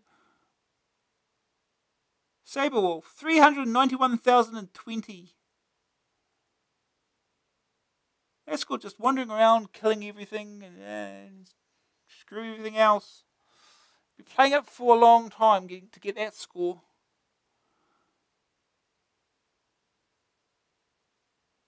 Sorcery, lots of people over 97,000. Top score Tank Busters, 18,300. Third is 890. Good. Who Dares Wins 2, 110,480. That's a couple loops. Yeah, Kung Fu, 13,728,780. Does the score go that high? Ugh.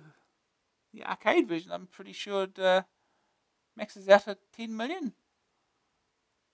Interesting.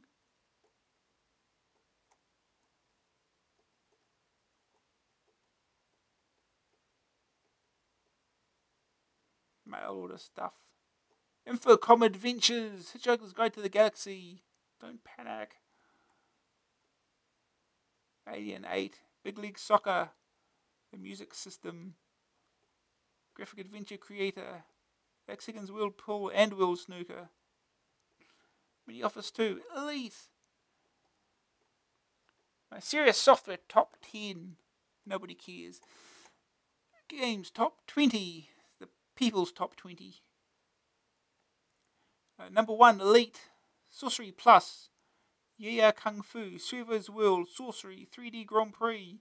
Way of the Exploding Fist. Hypersports. Highway Encounter. Tornado Low Level. Non-Terraquarus. Skyfox. Soul of a Robot. Combat Links. Cauldron. Starion. Spellbound. Who Dares Wins 2. Lords of Midnight. Marsport. Mail order section. Fairlight. Maybe the game of the year. One of the most sophisticated games the Spectrum has ever seen. One of the 10 best programs ever made for the Spectrum. The best arcade adventure of the year. Free master games.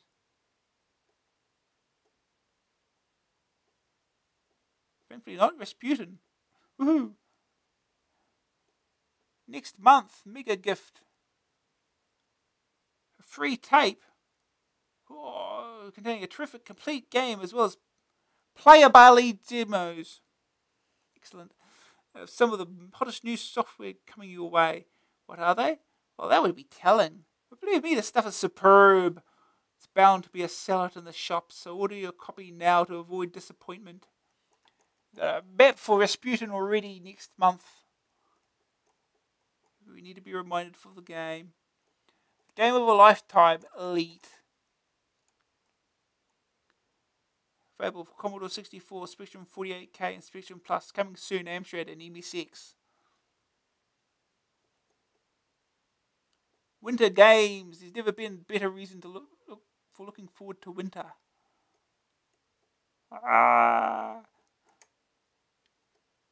Reach for the gold at the Winter Games, and what an incredible setting. A completely realistic winter wonderland featuring 6 action-packed events you can complete against your friends or the computer. Good. That is it. That's it. Yeah.